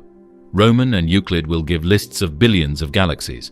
The spectra from DESSI will make it possible to make ultra-accurate three-dimensional models of the world. These projects aren't just telescopes, they're worldwide teams of thousands of scientists and builders working together. Gravitational lensing and dark energy. How can scientists study dark energy if they can't see it? Gravitational lensing, which is when light bends as it passes large things, is one of the most powerful tools. Though Einstein's theory of general relativity predicted it, studies of stars around the Sun during an eclipse in 1919 proved it. Lensing has now become a cosmic magnifying glass. Scientists can figure out where matter is in the universe by drawing maps of how light from faraway galaxies is bent by mass in the way. They can also look into how dark energy affects the long-term growth of cosmic structures, which is very important. There are two main types of gravitational lensing: strong lensing and weak lensing. Strong lensing occurs when light from a background galaxy or quasar passes close to a massive object, like a galaxy cluster. The result is dramatic. Multiple images of the same source, stretched arcs, or even complete rings known as Einstein rings. These striking events provide precise measurements of mass distributions in the lensing cluster. Since the expansion rate of the universe affects the geometry of lensing, strong lens systems can serve as natural laboratories for testing dark energy models. Weak lensing, on the other hand, is far more subtle. Instead of producing dramatic arcs, it slightly distorts the shapes of millions of galaxies. The effect is tiny, often only a 1% change in shape, but by averaging over vast numbers of galaxies, a coherent signal emerges. This signal, called cosmic shear, reveals how matter clumps together across billions of light years. Dark energy suppresses structure growth by accelerating expansion, so weak lensing directly measures its influence on cosmic evolution. Weak lensing surveys have become one of the most important tools in precision cosmology. The Dark Energy Survey, DES, which mapped 300 million galaxies, has already used cosmic shear to constrain the value of the equation of state parameter W. Other surveys like KIDS, the Kilo Degree Survey, and the HyperSuPrimeCam Subaru Strategic Program have provided independent measurements. Their results broadly agree with the standard lambda CDM model, where dark energy behaves like a cosmological constant. However, small tensions remain. Differences between lensing results and cosmic microwave background data hint at the possibility of new physics, perhaps related to dark energy itself. Upcoming observatories will push lensing studies to the next level. The Vera C. Rubin Observatory will image billions of galaxies over a decade, creating the largest weak lensing dataset in history. The Euclid satellite will combine sharp imaging from space with wide sky coverage, reducing systematic errors that plague ground-based surveys. NASA's Nancy Grace Roman Space Telescope will add even deeper lensing maps, with the precision of Hubble but a field of view 100 times larger. Together, these instruments will transform weak lensing into a tool of unparalleled accuracy. Gravitational lensing also offers unique cross-checks with other probes. For example, by comparing lensing maps with galaxy clustering, scientists can test whether gravity itself behaves as Einstein predicted, or whether modified gravity is needed to explain acceleration.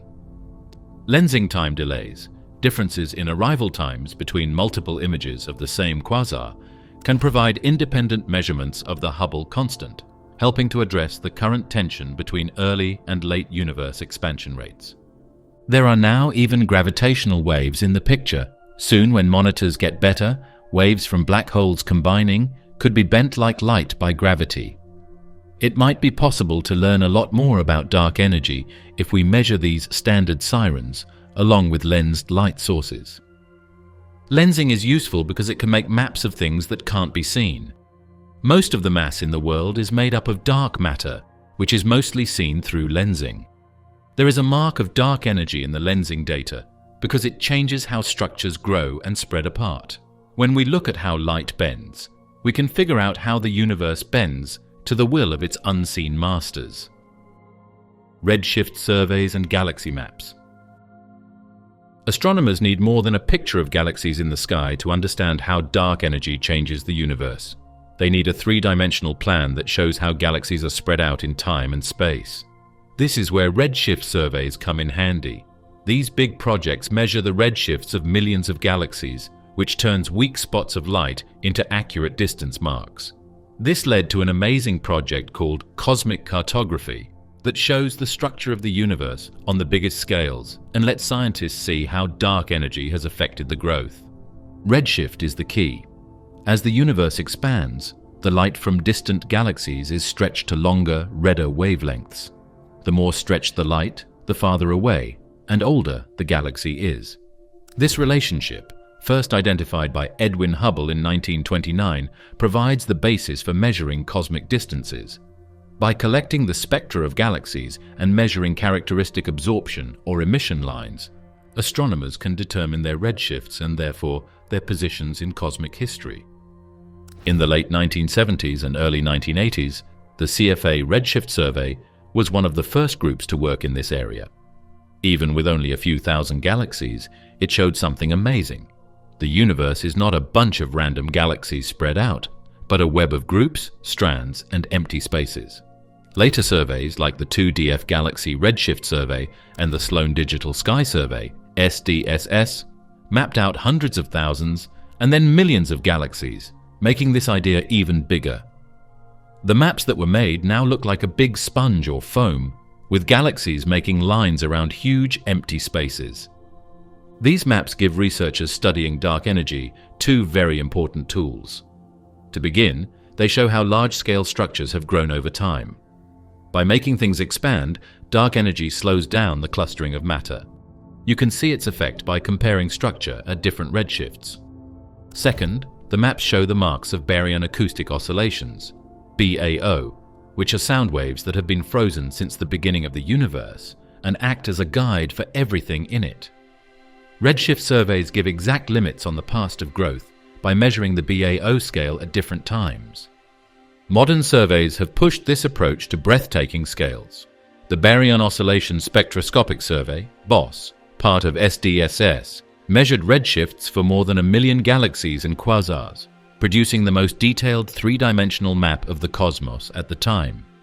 Its successor, EBOSS, extended these measurements further, filling in key redshift ranges to provide a continuous record from the early universe to the present. Together, these surveys confirmed with high precision that dark energy is consistent with a cosmological constant, though they leave room for more exotic possibilities. The ongoing Dark Energy Spectroscopic Instrument DESAY is taking this to a new level. With the ability to measure 5,000 spectra simultaneously, DESAY aims to collect data for over 30 million galaxies and quasars. This will yield a three-dimensional map so vast and detailed that it will trace the cosmic web across 11 billion years of history. DESAY's ultimate goal is to pin down the equation of state parameter W with unprecedented accuracy, testing whether it is exactly -1 or something more dynamic. Galaxy maps are not just scientific tools, they are breathtaking works of art. The visualizations produced from SDSS and BOSS, showing filaments stretching hundreds of millions of light years, give a visceral sense of the universe's scale and structure. For cosmologists, each filament and void is also a data point in the struggle to understand dark energy. Neutrinos, dark energy, and cosmic structure. Neutrinos are one of the weirdest forces in modern physics. They are very small particles that look like ghosts and move through matter almost without being noticed. Every second, trillions of them flow through your body from the sun, cosmic rays hitting the atmosphere, and the leftovers of the Big Bang. Neutrinos were thought to have no mass for many years, but studies have since shown that they do have very small masses.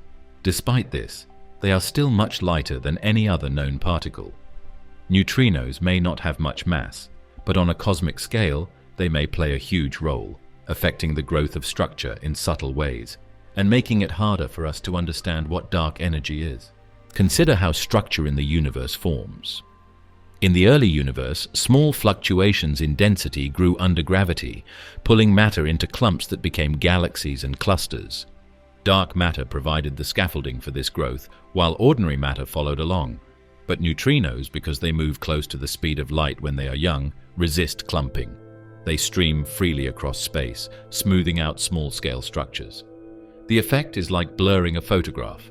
The finer details of clustering are damped, and growth is slowed. The more massive neutrinos are, the stronger the suppression of galaxy clustering and cosmic shear. The effect overlaps with that of dark energy, which also slows structure formation by accelerating expansion. This creates a degeneracy in cosmological measurements. Is structure weaker because of dark energy's repulsion, or because neutrinos are washing it out? Disentangling the two is one of the great challenges of precision cosmology. The cosmic microwave background provides important constraints. When combined with galaxy surveys, CMB data show that the sum of neutrino masses must be less than about 0.1 to 0.2 electron volts. Narrated, 0.1 to 0.2 electron volts. This is incredibly small, considering that a proton's mass is about 1 billion electron volts. Yet even these featherweights influence the largest patterns in the cosmos. Laboratory experiments add another angle. Projects like CATRIN, Karlsruhe Tritium Neutrino Experiment, aim to measure neutrino mass directly by studying the energy spectrum of beta decay. If cosmological and laboratory measurements disagree, it could point to new physics, perhaps involving exotic interactions between neutrinos and dark energy. In fact, some scientists think that neutrinos and dark energy may have a stronger connection. There are models that say the mass of neutrinos might change based on the strength of a scalar field linked to dark energy. Neutrino masses would change as the universe grows and the field changes. This would connect how dark energy behaves to the features of neutrinos. This would explain how both of these things happen in a dynamic way, but there isn't any direct evidence to support it yet. Neutrinos are also like a time box in space. Like the cosmic microwave background, the cosmic neutrino background is made up of neutrinos that were around in the very beginning of the cosmos. It is very hard to directly find these particles, but their presence changes the CMB and how galaxies are spread out. Another piece of the puzzle that has to do with dark energy is figuring out how they affect the universe now. Cosmologists must account for neutrinos whenever they model dark energy. Ignoring them risks biasing measurements of the equation of state parameter W. Conversely, improved measurements of large-scale structure could refine our knowledge of neutrino masses. This synergy makes neutrinos both a nuisance and an opportunity, a source of uncertainty, but also a tool for probing fundamental physics. The Dark Energy Survey, DES. The Dark Energy Survey, DES, which began in 2013 and ended in 2019, was one of the biggest projects ever to try to figure out how the universe is speeding up. DES set out with a clear goal: to measure the history of the universe's expansion and the growth of large-scale structure with unprecedented accuracy. They did this by using the 4-meter Blanco telescope at the Cerro Tololo Inter-American Observatory in Chile, which was equipped with the cutting-edge dark energy camera, DECAM. It took 6 years of work to make one of the biggest and most accurate maps of the universe ever made. The DECAM itself was a marvel of engineering. With a 570 megapixel sensor and a wide field of view, it was capable of imaging huge swaths of sky with exquisite detail. Night after night, DES scanned 5,000 square degrees of the southern sky, capturing data on over 300 million galaxies. Each of these galaxies became a point of information, its brightness, shape, and redshift, contributing to a grand picture of how the universe has evolved under the competing influences of matter and dark energy. DES pursued 4 primary methods to probe dark energy. The first was Type 1 supernovae. By discovering and monitoring thousands of these stellar explosions, DES extended the classic distance ladder technique that had first revealed acceleration in 1998. With a much larger sample and more precise calibration, DES tightened the constraints on cosmic expansion. A second method, called Baryon acoustic oscillations (BAO), was used. DES found the tiny trace of the sound waves that shook the early universe by recording the large-scale grouping of galaxies. By measuring the BAO scale at different redshifts, we were able to use it as a guide to follow the path of expansion.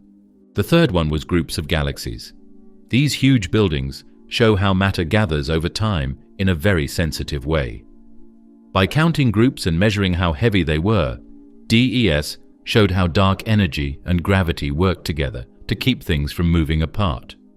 The fourth, and perhaps most revolutionary, was weak gravitational lensing. By analyzing the tiny distortions in the shapes of millions of galaxies, DES traced the invisible distribution of dark matter and compared it to predictions under different dark energy models. This cosmic shear measurement became one of the most powerful tools for testing lambda-CDM. DES confirmed with high confidence that dark energy behaves very much like a cosmological constant, with an equation of state parameter W consistent with -1. It also provided independent measurements of key cosmological parameters, such as the matter density omega-m, narrated as omega-m, and the amplitude of structure growth sigma-8, narrated as sigma-8. Intriguingly, DES results showed a mild tension with values inferred from the cosmic microwave background, hinting at possible cracks in the standard model. Whether this tension reflects systematic errors or genuine new physics remains a hot topic of debate. Beyond its scientific output, DES set new standards for data handling and collaboration. Processing and analyzing petabytes of data required sophisticated pipelines, machine learning algorithms, and international cooperation among hundreds of scientists. The survey's public data releases have empowered researchers worldwide to tackle their own cosmological questions, from galaxy evolution to gravitational waves. DES also showed how powerful cooperation can be. When it measured weak lensing along with BAO and supernovae, it created cross-checks that lowered errors. It was one of the most accurate sets of facts on cosmology ever put together. DES has had an impact on the field even after it has ended. It is used as a model for new projects like Euclid, Rubin LSST, and the Roman Space Telescope. Dark energy in the radio sky. For most of the last 100 years, visual astronomy has taught us about how the universe is expanding by counting the redshifts of galaxies using visible light and making maps of where they are clustered. But in the last few decades, a new field called radio astronomy has emerged. In this field, scientists follow the faint sound of hydrogen over billions of years.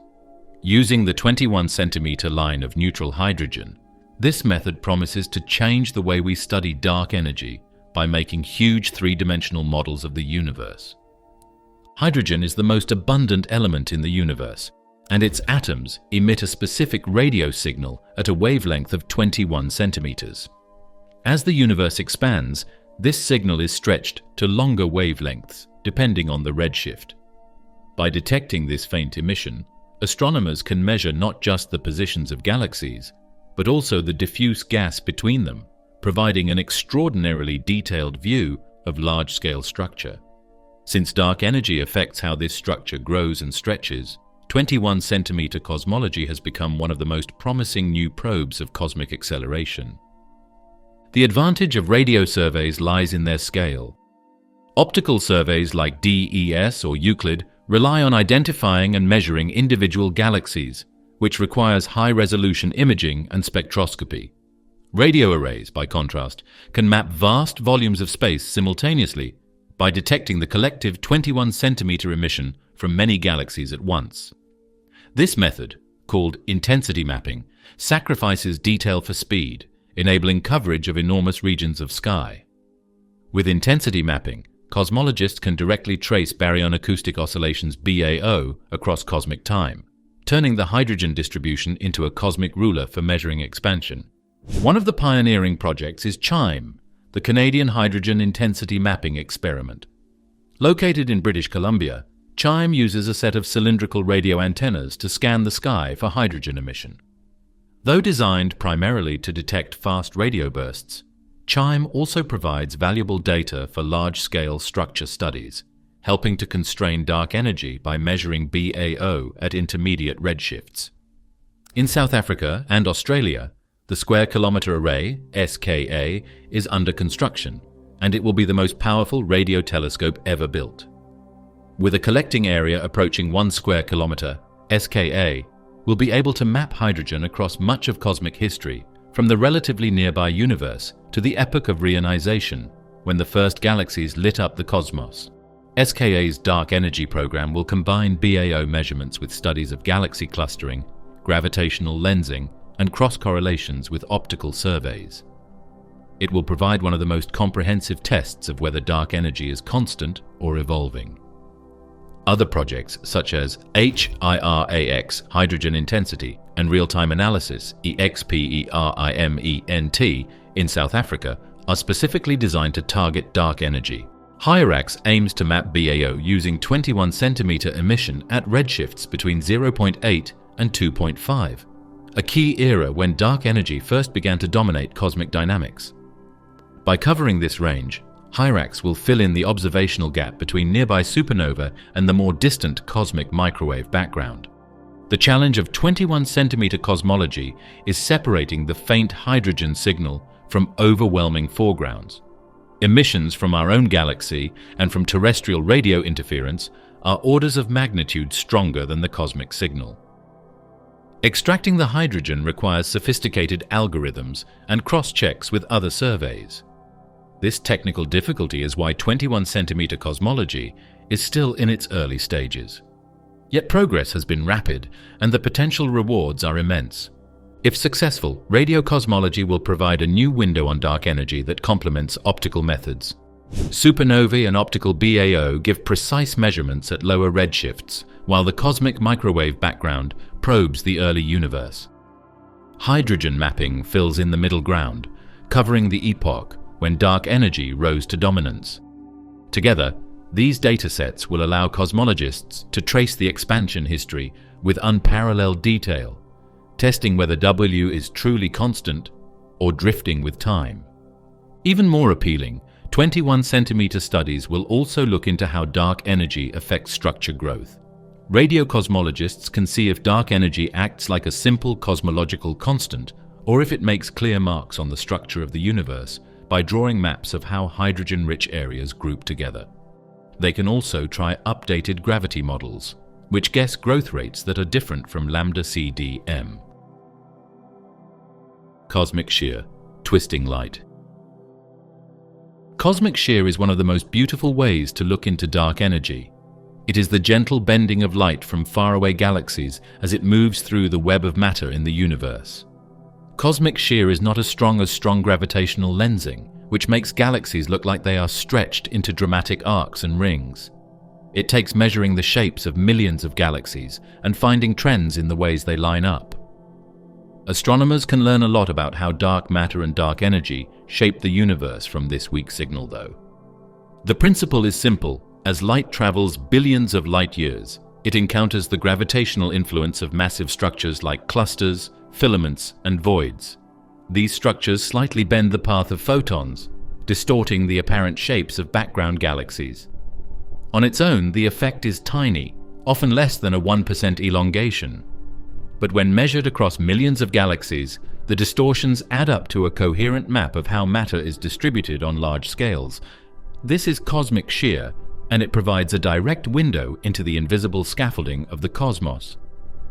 Dark energy enters the picture because it affects how structures grow over time.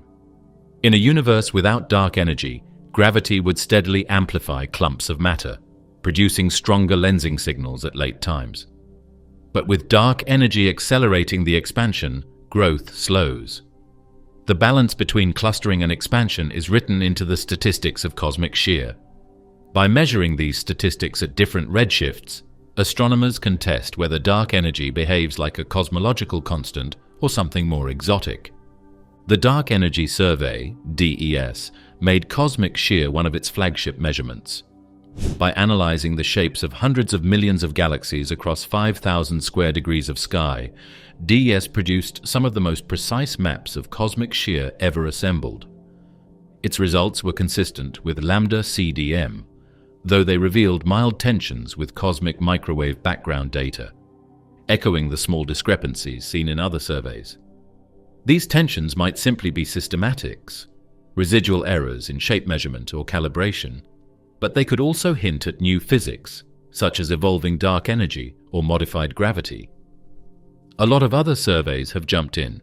The Hyper-Suprime-Cam Subaru Strategic Program in Japan and the Kilo Degree Survey, KIDS, in Europe, have both observed cosmic shear separately, which is a very important way to make sure that the results are correct. All of these surveys show that weak lensing is a reliable way to study the universe. What comes next will go even further. The LSST at the Vera Rubin Observatory will take pictures of billions of galaxies, which will make shear readings much more accurate. The Euclid satellite will look at things from space, so it won't be affected by the effects of the atmosphere, which make views from the ground harder. The Nancy Grace Roman Space Telescope from NASA will add high-resolution images over large areas, making lensing limits much more precise than ever before. What's great about cosmic shear is that it can work on its own. It doesn't depend on ideas about how supernovae work or how galaxies are formed. Instead, it directly tracks how light bends, which is a gravity effect. So it's one of the safest and most direct ways to check for dark energy. If future surveys find that shear patterns don't match what new CDM says they should be, that could be the proof of new physics. Cosmic shear also provides a vivid visual story. Maps of lensing distortions reveal the cosmic web itself, immense filaments stretching hundreds of millions of light years, connecting clusters like beads on strings. These maps are not only scientifically valuable, but also profoundly beautiful, showing the hidden architecture of the universe that dark energy continuously stretches apart. Supervoids and dark energy. People often think of galaxies, clusters, and cosmic strands, which are large groups of matter, when they want to test dark energy. But sometimes, the most interesting places in the universe are not where matter is abundant, but where it is not. These are the supervoids, which are huge, empty spaces in space that can be hundreds of millions of light years across. The cosmic web is made up of galaxies, clusters, and gaps. The voids are the big empty places that make up most of the universe's volume. Dark energy may also hold strong but subtle signs about what it is. Supervoids are not completely empty. They contain a few galaxies, sparse filaments, and gas. But compared to the cosmic average, their density is far lower. Because voids are so underdense, they expand faster than the rest of the universe. Galaxies at their edges are pulled outward, and light passing through them experiences distinct distortions. This makes voids a sensitive probe of cosmic acceleration. The faster the universe expands under the influence of dark energy, the more rapidly voids grow. One of the key effects linking supervoids to dark energy is the integrated Sachs-Wolfe (ISW) effect, which we discussed earlier. In an accelerating universe, gravitational potentials decay over time. When a photon from the cosmic microwave background passes through a supervoid, it loses slightly more energy than it regains, leaving a faint cold imprint on the CMB. If dark energy did not exist, these imprints would be absent. Thus, by cross-checking maps of voids with the CMB, cosmologists can test the presence and strength of dark energy. A famous example of this comes from the CMB cold spot, an unusually large and cool region in the southern hemisphere of the sky. Some studies have suggested it might be linked to a giant supervoid in that direction, amplifying the ISW effect. Although the evidence remains debated, others argue the cold spot could be a statistical fluke. It highlights how voids can intersect with some of the biggest anomalies in cosmology. Beyond the ISW effect, voids provide other avenues for exploration. Their shapes and distributions respond sensitively to the cosmic expansion rate. If dark energy evolves over time, void growth would deviate from predictions of lambda CDM. By carefully measuring void sizes and their clustering, surveys like the Sloan Digital Sky Survey, SDSS, the Dark Energy Survey, DES, and in the near future DESY and Euclid, can constrain dark energy models. Voids also offer a relatively clean environment. In galaxy clusters, complex astrophysics, gas heating, feedback from black holes, star formation complicates interpretations. But in voids, where matter is scarce, gravitational effects dominate, making them simpler laboratories for testing fundamental physics. For this reason, some researchers call voids the cosmic cleanrooms of cosmology. The Alcock-Paczynski test is another interesting thing about gaps. Based on theories about the past of growth, this method checks to see if the shapes of voids seen along the line of sight are stretched or compressed. Cosmologists can directly measure the rate of expansion by comparing the real isotropy of voids to how they show up in redshift surveys. This is another test of dark energy. There is also a link between supervoids and the strange Hubble tension, which is the difference between Hubble constant readings from early and late universes. Some scientists think that large-scale holes called local underdensities could affect distance ladder readings, making it look like the universe is expanding faster than it really is. This may not be enough to solve the problem on its own, but it does show how gaps are connected to many of the most heated arguments in astronomy. The Hubble tension. The Hubble tension is the growing difference between different readings of the Hubble constant, which is the rate at which the universe is expanding. It is one of the most controversial topics in modern astronomy. The Hubble constant has been the most important number in astronomy for almost 100 years. It tells us how far away things are and how fast they are expanding. But in the past few years, two exact ways of measuring it have come up with numbers that won't agree. Some experts now think that this difference might not just be a mistake, but rather a sign of new physics, or even the evolution of dark energy. Let's break down the two main approaches. The first, sometimes called the early universe method, uses the cosmic microwave background, CMB. By analyzing the patterns of temperature fluctuations in the CMB with data from missions like Planck, cosmologists infer the conditions of the young universe. Plugging these conditions into the lambda CDM model predicts a Hubble constant today of about 67 km per second per megaparsec.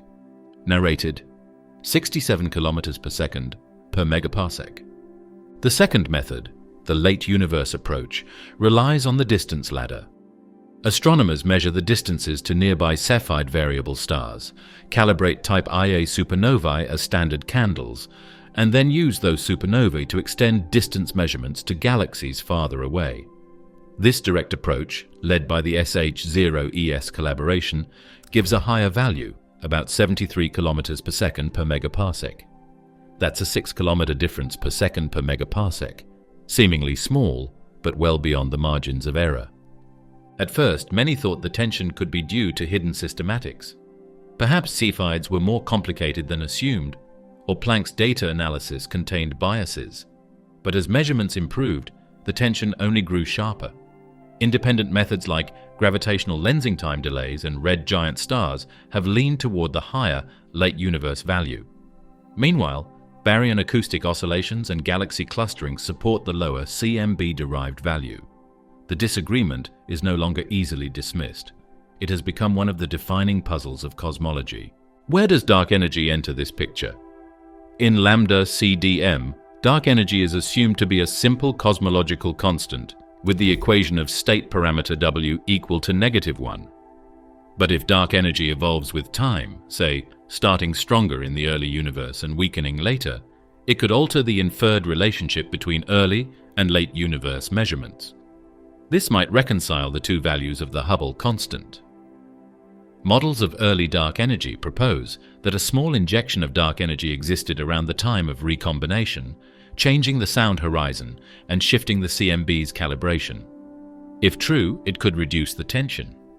Other theories go beyond dark energy and include strange physics like neutrinos reacting, dark matter breaking down, or changes to gravity itself.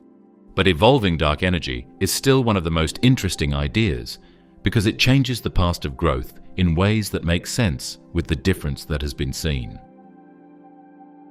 Dark energy and black holes. It might look like black holes and dark energy are opposites. One is gravity's stronghold, squeezing matter into a single point that can't be avoided. The other is gravity's mystery undoing, pushing galaxies apart. But in the past few years, some experts have started to wonder if the two might be connected. Could black holes be a source of the dark energy that speeds up the expansion of the universe? At first glance, this sounds unlikely. Black holes are compact, localized objects, while dark energy appears smooth and uniform across all of space. But the idea gained traction when researchers began exploring whether black holes might contribute to the vacuum energy of the universe. One line of thought is that the exotic physics near singularities, or the energy associated with black hole horizons, could feed into the cosmological constant. In this view, the accelerating universe is not powered by some separate field, but by the population of black holes scattered throughout cosmic history. A provocative version of this hypothesis appeared in 2023, when a group of astrophysicists suggested that primordial black holes formed in the very early universe could be responsible for dark energy.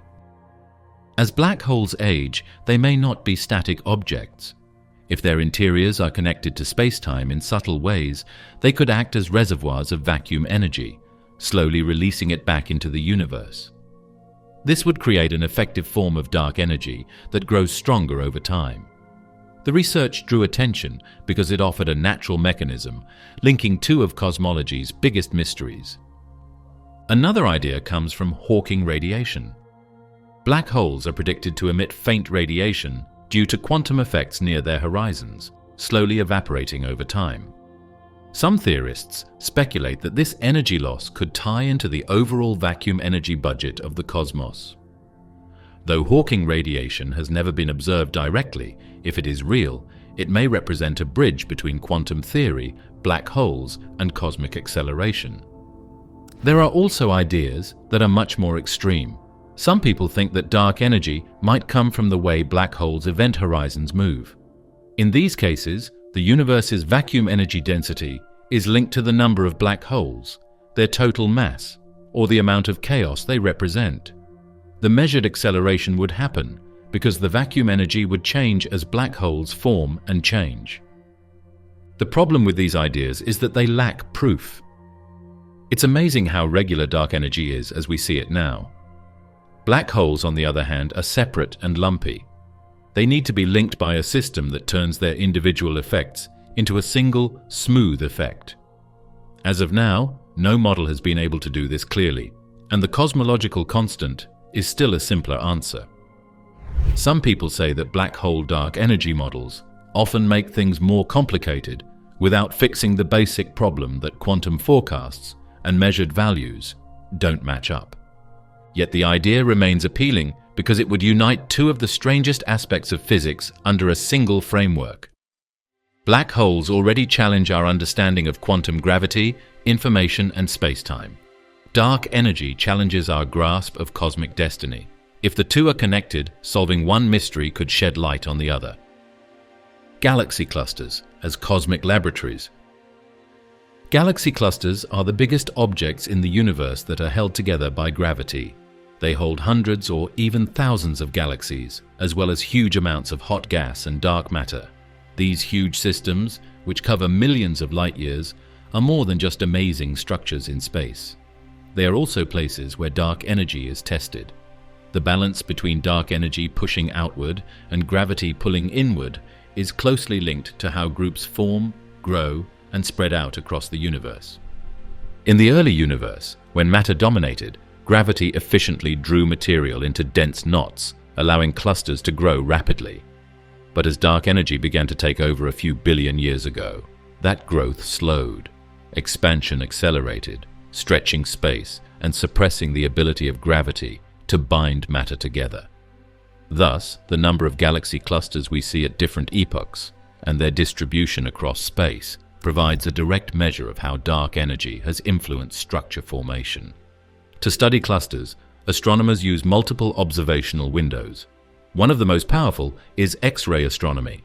The space between galaxies in a cluster is filled with hot plasma heated to tens of millions of degrees. This plasma emits X-rays, which can be detected by satellites such as Chandra and XMM Newton.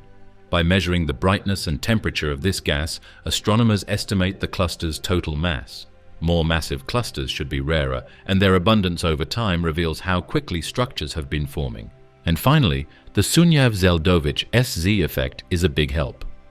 Photons from the cosmic microwave background move through the hot plasma in groups. As they do, they knock off electrons, which changes the energy of the electrons slightly. This leaves a clear mark in the CMB that studies like the South Pole Telescope and the Atacama Cosmology Telescope can measure. The SZ effect is not as based on gas physics as X-ray data. This makes it a separate method to count and weigh clusters. Also, clusters are very interesting gravity lenses. Their huge mass bends light from galaxies in the background, making arcs, multiple pictures, or small changes. By drawing maps of these effects, scientists can very accurately find where dark matter is spread out in groups. These lensing maps not only show how groups form, but they also check to see if Einstein's rules for gravity are still valid, or if changes need to be made. This is very important for dark energy models. Calibrating is one of the hard parts of using groups to look into dark energy. Astronomers have to take into account turbulence, feedback from black holes, and gas cooling in order to figure out the overall mass of things they can see, like the brightness of an X-ray or the signal from the SZ. These effects make things less certain. To get around these problems, surveys use more than one way to check the results, such as X-ray, SZ, and lensing. These methods work together to make limits on cosmology stronger. Large surveys have made tremendous progress. The Planck satellite catalogued thousands of SZ clusters, while the Dark Energy Survey, DES, used optical imaging to find and weigh clusters through weak lensing. Together, they showed that cluster abundance agrees broadly with lambda CDM, though with some mild tensions, slightly fewer clusters than expected in some cases.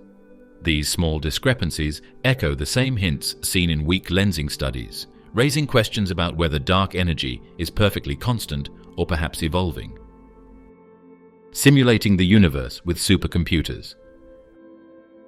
Researchers look at supernovae, galaxies, and groups to get a picture of the universe, but to really test dark energy, they build worlds inside machines. These are cosmological models, which are very large computer studies that change billions of particles according to the rules of physics. They recreate how the structure of the universe formed from the Big Bang to the present day. Researchers can change things in these computer worlds, like how much dark matter there is or how dark energy behaves, and then compare the results to what they have seen in the real world. In this way, they turn simple calculations into models of the universe that are alive and changing. N-body codes are what make most models work. There are often billions or even trillions of particles, and each one is a piece of matter. The number n stands for the amount of particles. As the universe grows, the computer figures out the pull of gravity between all the particles one step at a time. This method shows how dark matter halos, filaments, and gaps grow. These are the building blocks that galaxies are made of. If dark energy changes the rate of growth, it changes how fast structures stick together in the game. But simulating only dark matter isn't enough. To make comparisons with real telescopes, cosmologists must also model baryonic physics, the messy processes that shape visible galaxies. This includes gas cooling, star formation, supernova explosions, and feedback from black holes. These processes are enormously complex and cannot be calculated from first principles at cosmic scales, so simulations use approximate recipes called subgrid models. While imperfect, they allow digital universes to resemble the one we observe. Some of the most famous simulations include the Millennium simulation, which in 2005 tracked 10 billion particles to model the growth of cosmic structure, and the more recent Illustris and Eagle projects, which added sophisticated baryonic physics. Today, projects like Illustris TNG push further, incorporating magnetic fields, cosmic rays, and feedback processes. These simulations generate mock sky surveys, allowing researchers to test how different dark energy scenarios would appear to our telescopes. Dark energy enters simulations in multiple ways. In the simplest case, it is modeled as a cosmological constant, affecting only the expansion history. But simulations can also include dynamic dark energy models, where the equation of state parameter W changes with time. By comparing the clustering of galaxies and weak lensing signals in these models to real data, cosmologists can test whether dark energy is constant or evolving. Supercomputers are essential for this work. Modern simulations can require millions of CPU hours on the world's fastest machines, storing petabytes of data. The output is staggering: maps of billions of galaxies, mock catalogues of lensing distortions, and predictions for baryon acoustic oscillations. These digital universes are then compared directly to data from surveys like DES, Euclid, and Rubin LSST. If observations deviate from the lambda CDM predictions, it could signal that dark energy is not as simple as we think. Simulations can also help us find small errors in the way we measure things. For instance, weak lensing surveys need to take into account how complex astrophysical processes change the shapes of galaxies. Scientists can test whether these systematics can copy or hide the signs of dark energy by recreating galaxies in great detail. In the same way, simulations help make the measurements of supernova luminosities, cluster masses, and redshift surveys more accurate. Without them, it would be very hard to understand data with the level of accuracy that is needed. The future looks like it will bring even bigger goals. With trillions of particles, projects like the Exascale Computing Initiative want to model the universe and be able to see structures as small as planets and as big as cosmic strands. Machine learning is also being used, with neural networks being used to do expensive math and quickly explore huge parameter spaces. With these improvements, cosmologists will be able to run thousands of dark energy models at the same time and compare their forecasts to real-time data. Machine learning meets dark energy. One of the main ideas in astronomy for a long time has been using supercomputers to simulate the universe. But in the last 10 years, machine learning, ML, and artificial intelligence, AI, have come along and changed everything. Scientists can now look at data, run models, and even come up with new ways to study dark energy with these tools.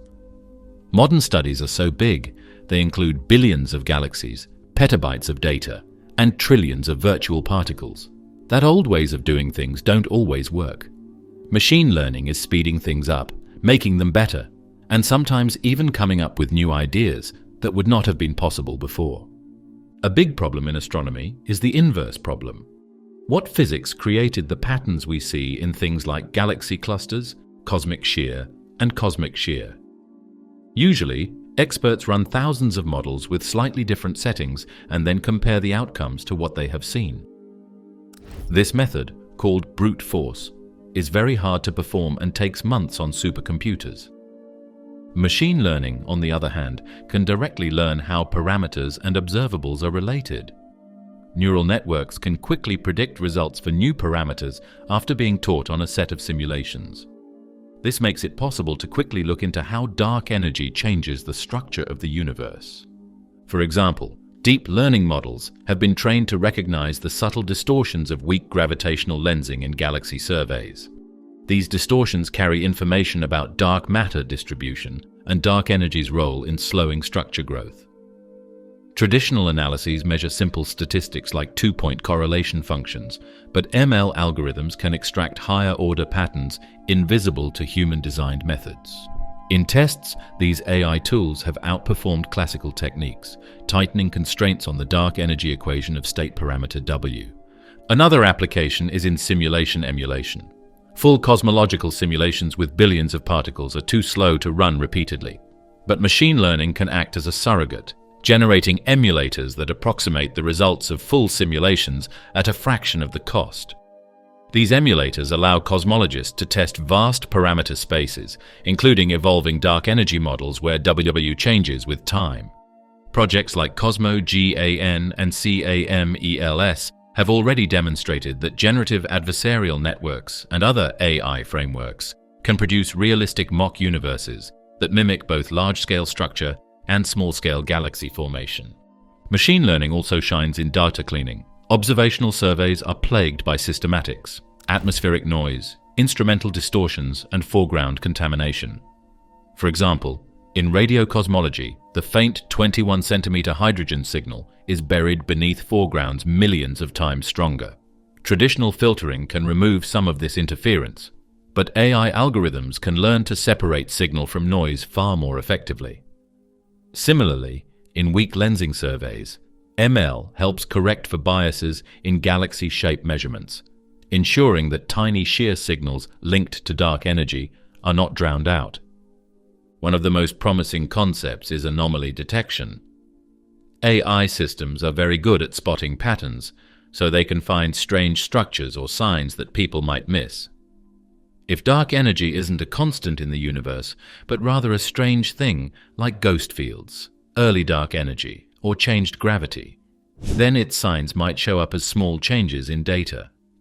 Machine learning might be the first to notice these strange things, which could lead scientists to new ideas about physics. Of course, AI is not without risks. One concern is the black box problem.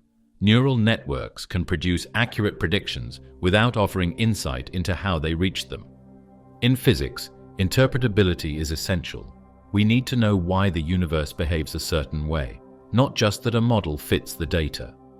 To address this, researchers are developing physics-informed neural networks, which build fundamental laws directly into the architecture of machine learning models. This hybrid approach ensures that AI respects conservation laws, relativity, and other physical principles while still leveraging data-driven power. Another risk is overfitting. AI can latch onto noise rather than true signal, if not trained carefully. To prevent this, cosmologists use simulations as training sets, where the ground truth is known. They also run blind analyses where AI models analyze data without access to the final answers until validation, ensuring robustness. The synergy between machine learning and traditional cosmology is becoming clear. Surveys like DES, Euclid, Rubin LSST, and Roman will produce petabyte-scale datasets. Without AI, processing and interpreting them would take decades. With AI, cosmologists can compress vast data into meaningful constraints, accelerating discovery. Similarly, simulations that once consumed months of computing can be emulated in seconds, opening new possibilities for exploring exotic dark energy models. Some researchers even envision AI-driven telescopes. These systems would analyze incoming data in real time, deciding which regions of the sky to prioritize, which anomalies to flag, and how to optimize observing schedules. In a sense, the telescopes themselves would become intelligent instruments, directly hunting for the fingerprints of dark energy. Dark energy and time's arrow. You can't just figure out how dark energy makes space expand. You also have to figure out how time moves. Most of the basic rules of physics are time-symmetric. This includes Newton's mechanics, Maxwell's electricity, and even Einstein's theory of relativity. It doesn't matter to them whether time goes forward or backward. However, it is clear that time moves in our world. Eggs break but don't unbreak, stars burn fuel but don't automatically refuel, and entropy, a measure of disorder, always rises. Could dark energy, which speeds up the expansion of the universe, have something to do with this one-way flow of time? To see the connection, consider entropy on a cosmic scale. The second law of thermodynamics tells us entropy must increase, and the expansion of the universe provides the stage for that growth. In a decelerating universe, gravity would eventually slow expansion and perhaps reverse it, leading to a big crunch, where entropy collapses into an ultimate fireball. But in an accelerating universe dominated by dark energy, the stage expands forever, allowing entropy to grow without bound. Black holes evaporate, stars die, galaxies drift apart, and the universe becomes a sea of disorder stretched thinner and thinner. Dark energy ensures that time's arrow keeps pointing forward toward a final state of maximum entropy, what physicists call the heat death of the universe. Dark energy also opens up new areas of space-time. In the same way that nothing can get past the event horizon of a black hole, the expanding universe also has one. After a certain distance, galaxies expand and move away faster than light, so we will never get a signal from them. This limit separates what can be seen from what can never be seen again, making a natural imbalance. A border like this is closely connected to the arrow of time because it stops the flow of information and makes sure that it can't be recovered. Some theorists go further, suggesting that dark energy could play a role in the fundamental emergence of time itself. In this view, the smooth, uniform pressure of dark energy sets the large-scale conditions under which entropy can increase. Without it, the universe might have had a very different thermodynamic evolution. In speculative models, the balance between matter, radiation, and dark energy could even determine the initial low-entropy state of the cosmos, the condition that makes time's arrow possible in the first place. There are also strange ways to think about what the far future of a world ruled by dark energy might be like. One is about the appearance of so-called Boltzmann brains. If dark energy keeps the universe expanding forever, then very rare quantum changes in the vacuum could build self-aware structures on a timescale that is hard to imagine. When these brains start to form in a high-entropy state, they would be many times more common than normal viewers like us. This riddle makes me think deeply about chance, entropy, and what time means in a universe that is expanding faster and faster. Black hole physics gives us another unique angle. Black holes give off weak Hawking radiation and have entropy that is related to the size of their horizons.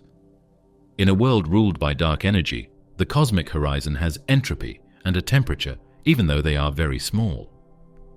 Some scientists are curious about whether the universe can be thought of as a thermodynamic system, with dark energy controlling its entropy balance. In this picture, the arrow of time might just appear as cosmic boundaries and dark energy move around. Energy conditions and cosmic doom. Einstein's theory of general relativity is based on a set of mathematical rules called energy conditions. These rules tell us how matter and energy should behave in space-time. These conditions make sure that gravity works in reasonable ways that can be predicted. Energy density is positive, light moves forward, and matter doesn't do anything too strange. For decades, scientists used energy conditions to tell the difference between answers to relativity problems that made sense and ones that didn't. But when dark energy was found, things got more difficult. Some of these important rules seem to be broken by dark energy, which opens the door to strange and disturbing prospects for the future of the universe. The most commonly discussed energy conditions are fourfold. The weak energy condition says that the energy density measured by any observer should always be non-negative. The dominant energy condition requires that energy flow never exceeds the speed of light. The strong energy condition says that gravity should always be attractive. More precisely, that the combination of energy density plus 3 times the pressure is non-negative. And the null energy condition ensures that light rays are focused by gravity rather than defocused. These conditions are easy for ordinary matter to meet. Even strange-sounding things like neutron stars and black holes have to follow them. But dark energy, with its bad effects, changes everything. If W in the equation of state equals -1, like in a cosmic constant, then the strong energy condition is broken. This means that gravity doesn't always pull. Sometimes it pushes, which speeds things up. It is possible for the weak and null energy conditions to be broken if W falls below -1, so ghost energy. In these situations, relativity makes possible things that were once thought to be impossible, like worlds ending in a big rip, wormholes being kept open by strange energy, or space-time itself breaking apart. Why does violating these conditions matter? In relativity, energy conditions act like guardrails, ensuring that solutions behave sensibly. Remove the guardrails, and the road can lead anywhere. For instance, phantom energy, WW less than -1, produces superacceleration. Not only does the universe expand faster and faster, but the expansion rate itself diverges in finite time. The result is the ultimate cosmic doom. Every bound structure ripped apart, down to atoms themselves. This is the Big Rip scenario, made possible only because dark energy ignores the usual rules. Even with W equal to -1, strange consequences arise. The cosmic event horizon created by accelerated expansion has thermodynamic properties, entropy and temperature, that mimic black holes. Some physicists speculate this hints at deeper holographic connections between space-time, information, and quantum gravity. If so, dark energy may be the key to understanding how relativity and quantum mechanics finally merge. But the violation of classical conditions makes it clear. We are in new territory where intuition fails. What worries us is that we don't yet know which energy rules dark energy breaks or how much it does so. We can only tell that acceleration exists by looking at it, which means that there is some kind of violation. There is still work to be done to find out if it is mild, like a cosmic constant, or extreme, like ghost energy. There is a lot at stake in this situation. Dark energy is often used by cosmologists to warn us that nature is not obligated to follow our expectations. We made rules about energy conditions to keep physics neat and tidy, but the universe seems happy to break them. If the world really doesn't care about these rules, then our predictions of the future must be able to include results that are much stranger than what we thought possible. The human scale of dark energy. The numbers that cosmologists use to describe dark energy are huge: 70% of the universe's energy budget, billions of light years of faster growth, and a say in what will happen to everything. When you compare it to something human-sized, like a lab, a room, or even the whole Earth, dark energy has such a small impact that it's almost funny. This paradox is one reason why dark energy is so hard to understand. It is both incredibly weak in some places and incredibly strong in others. Let's put this into numbers. The energy density of dark energy, inferred from observations, is about 7 times 10 to the minus 30 joules per cubic centimeter. Narrated: 7 times 10 raised to the power of negative 30 joules per cubic centimeter. That is so small it's almost meaningless in everyday terms. For comparison, a single AA battery contains about 10,000 joules in a volume of only a few cubic centimeters. The dark energy density of that same space would be about 10 to the minus 26 joules, 26 zeros smaller. You could never hope to measure that in a lab. Yet stretch that density across the entire observable universe and the numbers explode.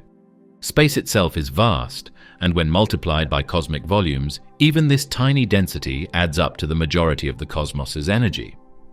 This is why dark energy is sometimes called the most feeble yet most powerful force in nature. On small scales, gravity from matter completely overwhelms it. On galactic or supercluster scales, dark energy still doesn't matter. But once you get to billions of light years, the accumulated effect tips the balance. Dark energy rules the very largest scales of reality. This difference is what makes dark energy not bother your daily life. It doesn't pull you, your city, or even the whole solar system apart. Electrical and magnetic fields, as well as the unbelievably strong nuclear forces, hold local systems together very strongly. The Earth goes around the Sun goes around the galaxy, and dark matter holds the galaxy together. Dark energy doesn't seem to affect any of this. The speeding up of space that we see only happens in objects that are not bound and are hundreds of millions of light years apart. Some have asked, could we ever detect dark energy directly here on Earth? The answer is almost certainly no, at least with present-day technology. Its density is too small, and its effects only accumulate over cosmic scales. Even the most sensitive detectors, gravitational wave interferometers, particle accelerators, dark matter experiments, are utterly blind to such a faint energy. Dark energy's presence is inferred indirectly by observing how galaxies and cosmic structures behave over time. It is real not because we feel it, but because the cosmos does. This gap between human intuition and cosmic reality is why dark energy feels so strange. We are used to forces that act locally, gravity pulling an apple, electricity sparking a light bulb. Dark energy acts everywhere at once, in perfect uniformity, but with a strength so faint that only the whole universe combined reveals it. It is a background player that, paradoxically, dominates the stage. For teaching and outreach, scientists often use analogies. One is to imagine the universe as a balloon being inflated. The air pressure inside represents dark energy. In a tiny patch of rubber it feels negligible, but over the whole balloon it drives the expansion. Another analogy compares dark energy to compound interest. Day to day the effect is minuscule, but over long time scales it dominates the outcome, turning pennies into fortunes, or in this case, stretching galaxies beyond reach. Could dark energy change over time? One of the most significant concerns about dark energy ever since it was found is whether it stays the same or changes over time. The cosmological constant is the easiest answer. It says that the energy density of empty space stays the same forever, with W being a negative number in the equation of state. But what if W isn't really a negative number? What if it changes with redshift? This would mean that dark energy has been stronger or weaker in the past, and might change again in the future. If so, the end of the world might not be what CDM says it will be, a calm heat death. To explore this possibility, cosmologists use models of dynamical dark energy. One of the most popular is Quintessence, where a scalar field rolls slowly along its potential energy landscape, producing negative pressure that changes with time. In such models, W might be slightly greater than -1 today, but drifting as the universe expands. Other scenarios include phantom energy, where W is less than -1, leading to superacceleration and the potential for a big rip. Still others propose early dark energy, a component that was significant in the first few 100,000 years, but then faded, leaving behind today's weaker acceleration. Using observations, it's hard but not impossible to test for changing dark energy. The rate of growth at different epochs can be measured using supernova surveys. As a normal measure across redshift, Baryon acoustic oscillations, BAO, can be used. Structure growth changes over time can be seen on weak lensing maps. Cosmologists can use these techniques together to see if W has stayed the same or changed. So far, results are consistent with W equals -1, the hallmark of the cosmological constant. But the error bars are wide enough that slow evolution cannot be ruled out. Some hints of tension between different datasets, like the Hubble constant discrepancy, have even fueled speculation that evolving dark energy could explain the mismatch. If dark energy was stronger in the early universe, it would shrink the sound horizon imprinted in the cosmic microwave background, nudging the inferred expansion rate closer to the higher late universe values. Why might dark energy evolve? In some theories, it could be linked to fundamental scalar fields, similar to the Higgs or the inflaton that drove cosmic inflation. These fields naturally change with time, and their slow rolling could explain a dynamic dark energy. In others, dark energy might interact with dark matter, exchanging energy in ways that cause its strength to vary. There are even speculative proposals that dark energy could one day decay, leaving behind a universe dominated once more by matter or collapsing entirely. Change has very important effects. If W slowly rises above -1, acceleration might slow down. This could cause galaxies to expand more slowly, so they never fully break apart. A terrible big rip could happen in the universe if W drops below -1. It's possible that the universe will stop expanding and move toward a new state, like a big crunch or a periodic bounce, if dark energy disappears everywhere. Just a few percentage points of W make the difference between these outcomes. Exotic fates beyond the big rip. Scientists first thought about phantom energy, which has an equation of state quantity W less than -1. This is when they understood that the universe might be heading for a terrible big rip. In this case, the expansion gets so strong that galaxies, stars, planets, and finally atoms are ripped apart. But cosmologists quickly learned that the Big Rip isn't the only strange event that could happen. The universe could go through a lot of strange futures, some less bad, and some even stranger, depending on how dark energy changes. There is a chance that the little rip will work. In this case, the equation of state stays below the -1, but the growth never stops speeding up. It never splits into two separate streams. Even though it takes trillions of years, structures are still being torn apart. First, galaxies move apart. Then solar systems become unstable. And finally, atoms break apart. But there isn't just one doomsday moment. In slow motion, the world just falls apart piece by piece. Closely related is the pseudo-rip. In this case, W dips below the -1 for a while, then drifts back toward the -1, approaching but never crossing it again. The expansion rate grows intense enough to disassemble some cosmic structures, perhaps galaxy clusters or galaxies, but not powerful enough to rip apart smaller, tightly bound systems like stars or atoms.